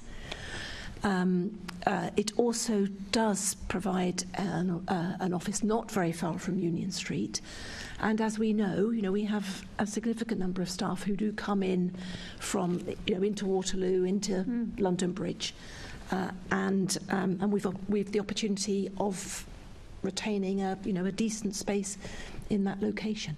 Okay, I think it might be something the committee might want to look at, analysing that, looking at the figures that Mary's talked about from before and analysing that to see whether there's value for money in that. Absolutely. Thanks. Assembly Member Russell. Oh, you did it earlier, but never mind. Assembly Member Buff. What facilities for Assembly members will be at Palestra? We will seek to replicate the same level of facilities that you have at Union Street. currently. I don't know. I mean, I'll have to look around my colleagues to see whether or not many members have availed themselves of the facilities at Union Street. Have we had a few? Yep. Oh gosh, I'm the lazy one. I do see members there quite regularly when I go there, but only when for other people's meetings. So that will be provided at Palestra to the same level, if not more. I can't necessarily promise you more, but certainly the same level. So dedicated space reserved for the Assembly members and first call on a meeting room, which is what you have at the moment. Thank you very much. Thank you. Thank you. That concludes our discussion today on City Hall relocation. So thank you to our remaining guests, the Simons and Mary. Please feel free to leave, but thank you for your contributions today. Can I ask the committee to note the report as background to put in questions to the invited guests and note the subsequent discussion, and delegate authority to me as chair in consultation with the deputy chair and party group leads to agree any output arising from the discussion. Great. Many thanks. Moving on to the London Assembly budget, I think we can go straight to the agreements on this. So can the committee agree the proposed allocation of the Assembly and Secretariat budget for 24 to 25? Agreed. Thanks. Approve the general use of the Assembly budget as allocated to the relevant teams within the Secretariat by the committee for 24-25. Approved. Thank you. And can we note that a report on the allocation of the Assembly and Secretariat budget for 24-25 will be presented at the first meeting of this committee or its successor body following the GLA elections in May 24, in order either to confirm the allocation or to deal with any consequential changes to the allocations that are necessary at that time. That's a noting. Great. Thank you. Okay, moving on to the Secretariat quarterly report. I'll give Zoe a minute to sit down and do the clever reveal. Thank you. This is the Secretariat quarterly report from November 23 to January 24. Assembly Member Russell, did you want to pick up on this? Yes. Just very briefly wanted to just recognise that these quarterly reports are actually really helpful, and it's very easy to digest, and that's all great, so thank you very much. But also just to reiterate our request for RAG ratings on outputs into the future, so that I think we used to get a kind of red, amber, green on recommendations, so that we could track the recommendations that we've made in our reports and our letters as committees, and it would be really great to be able to get back to that at some point. Yes, absolutely. So what we are thinking of bringing in is, for every output, the committee will get a paper that has the recommendations, the response, and then any commentary from the staff, and including that RAG rating, whether it's red for not answered at all or rejected, amber for partly, or green for accepted. And then it would be up to the committee as to whether they want to make that public as one of their documents or not. So I think that would be standard practice from May onwards, if everyone's happy with that. Excellent. Thank you very much indeed. Thank you. Assembly Member Boff. Just in case the message didn't go over, thank you, because I think that we've done a lot, and this presentation shows that we've done a lot. The RAG rating will show what the Mayor hasn't done, so I'm rather interested in that being put in. But really, genuinely, thank you. I think we can be very proud of ourselves, and it moves towards that shining light on the hill, which was mentioned earlier, of the people of London actually knowing what we do. And so this is a very concrete move forward. Thank you. Thank you very much. I really appreciate that. I think you're right, it does show an enormous amount of activity on a member's side, so I agree. Thank you. Yeah, I think that thanks extends across the whole committee, so thank you, Zoe, for that. And I believe with that's the end of the... Is there anything you wanted to add? I just want to say it was a research unit project, which I know is something, the research unit is something we're still getting on the feet and things, but I just wanted to acknowledge that my colleagues in the research unit were really responsible for the look and feel of this one. So thank you for letting me acknowledge that. Assemblymember Russell. If you've moved beyond this item, I just wanted to thank you for being our chair for this year. So it's a piece of hard work, and thank you very much for taking us through the year. Yes, absolutely. Thank you very much. I was going to ask the committee to note the quarterly report. And then I was going to briefly, if it was okay, do the date of the next meeting, which is the London Assembly's annual meeting due to take place in May 2024, which will decide the committee structure. And then I wanted to take the opportunity to thank you, Caroline, for your thanks, and the committee. It's been a joy to chair this committee. I think it's probably one of the best, if not the best, committees that we have, I think, and the cross-party working has been really great, and I've enjoyed working with all of you. I'd like to particularly thank Len and the group leads, but I also wanted to take the opportunity to thank Susan Hall, who's no longer here, and then Assemblymember Cooper for their time chairing this committee, and all committee members that have made it a joy to be on this committee, as well as the staff. Thank you, Nicoletta and Gino. It's been a ball, and I'm looking forward to what this might bring next year, and whoever's on this committee, they are lucky to do that. So with that, there is no other urgent business, and we can bang the gavel on oversight for the last time of this term. Thank you all.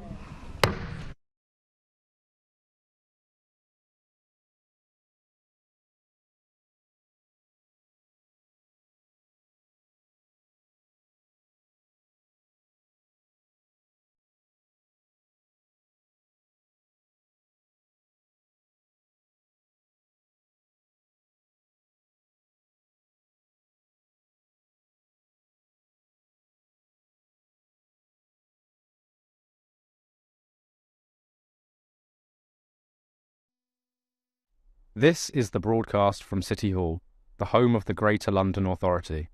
Please stand by.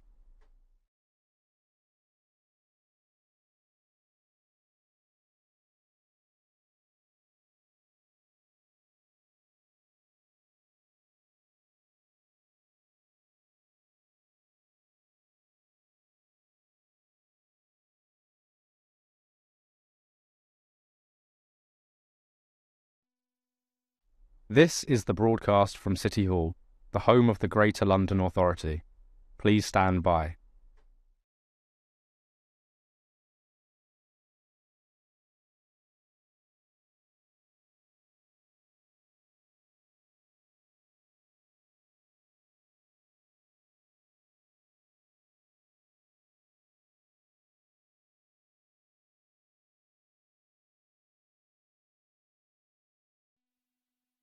This is the broadcast from City Hall, the home of the Greater London Authority. Please stand by.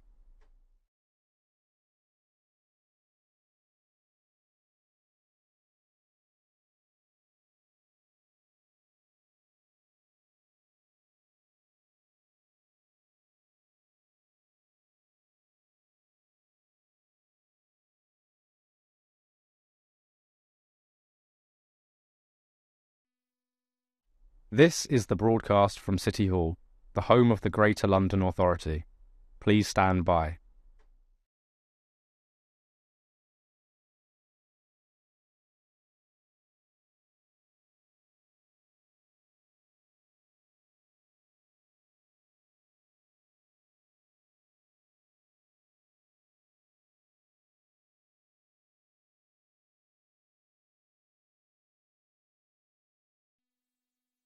This is the broadcast from City Hall, the home of the Greater London Authority. Please stand by.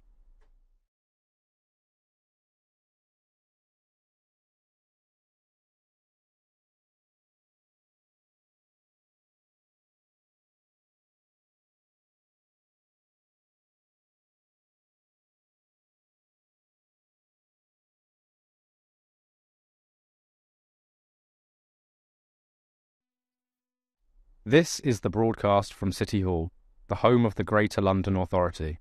Please stand by.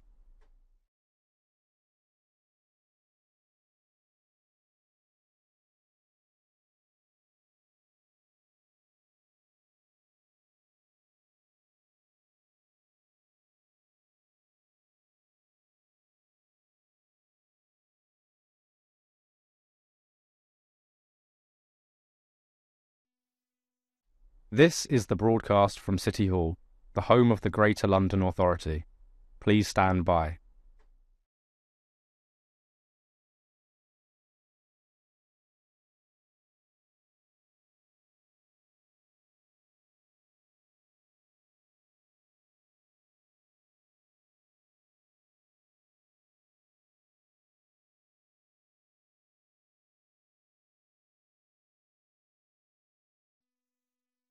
This is the broadcast from City Hall, the home of the Greater London Authority. Please stand by.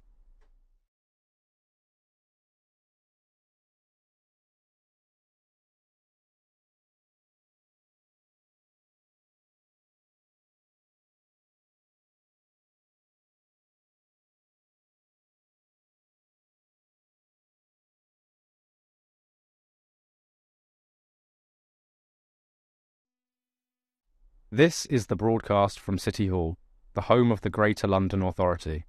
Please stand by.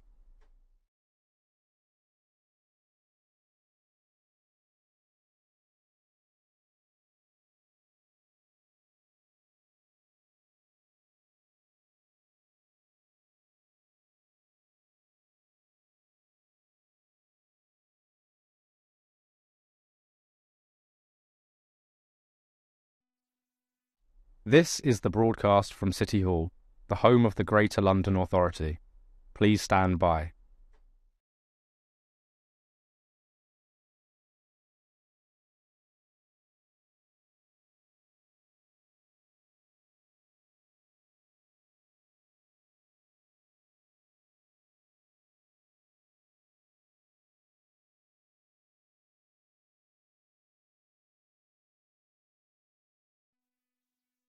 This is the broadcast from City Hall, the home of the Greater London Authority. Please stand by.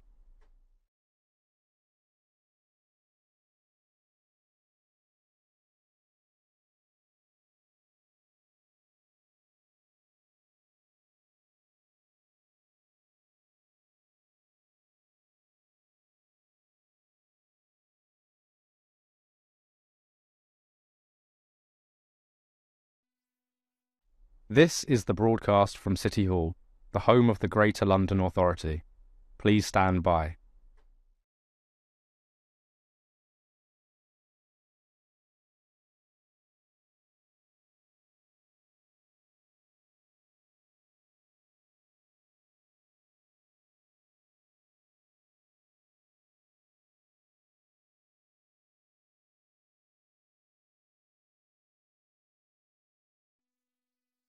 This is the broadcast from City Hall, the home of the Greater London Authority.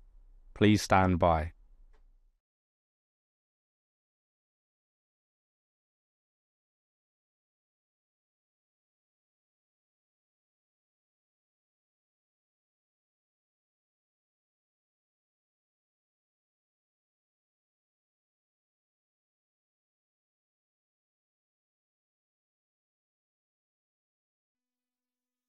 This is the broadcast from City Hall, the home of the Greater London Authority.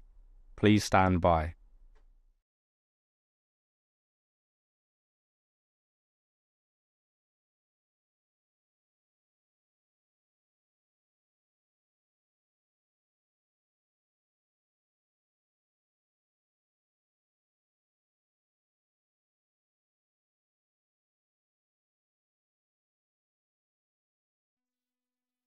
This is the broadcast from City Hall, the home of the Greater London Authority. Please stand by.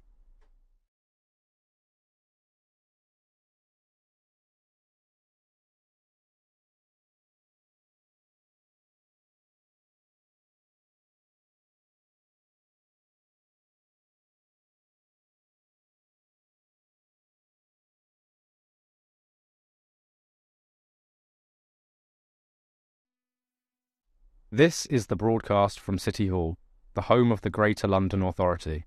Please stand by.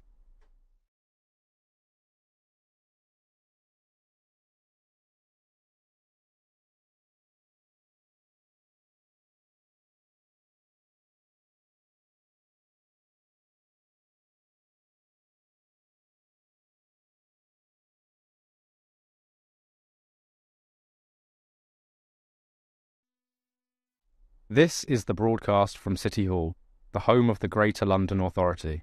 Please stand by.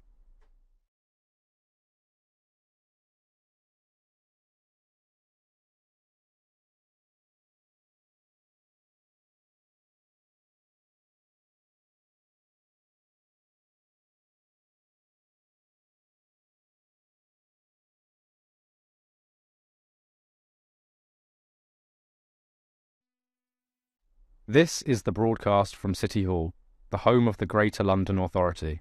Please stand by.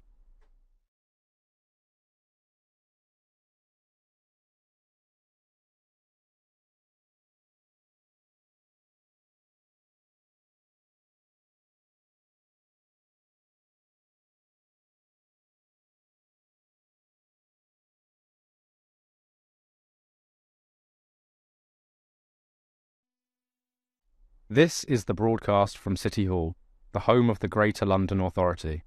Please stand by.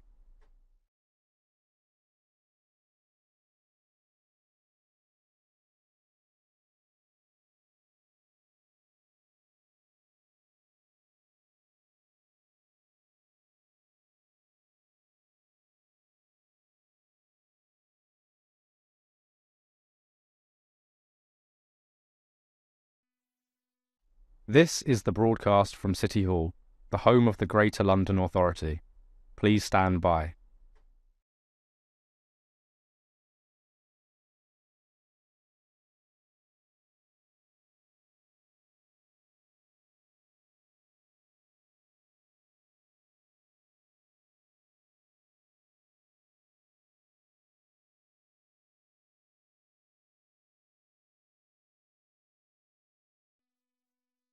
This is the broadcast from City Hall, the home of the Greater London Authority. Please stand by.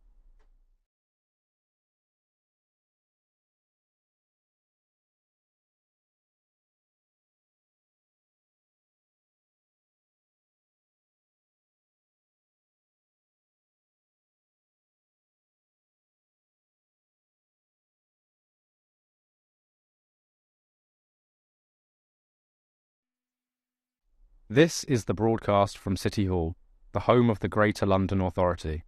Please stand by.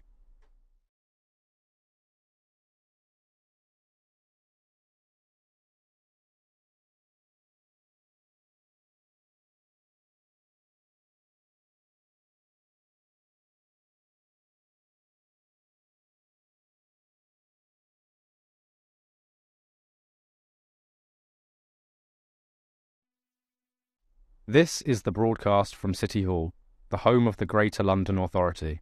Please stand by.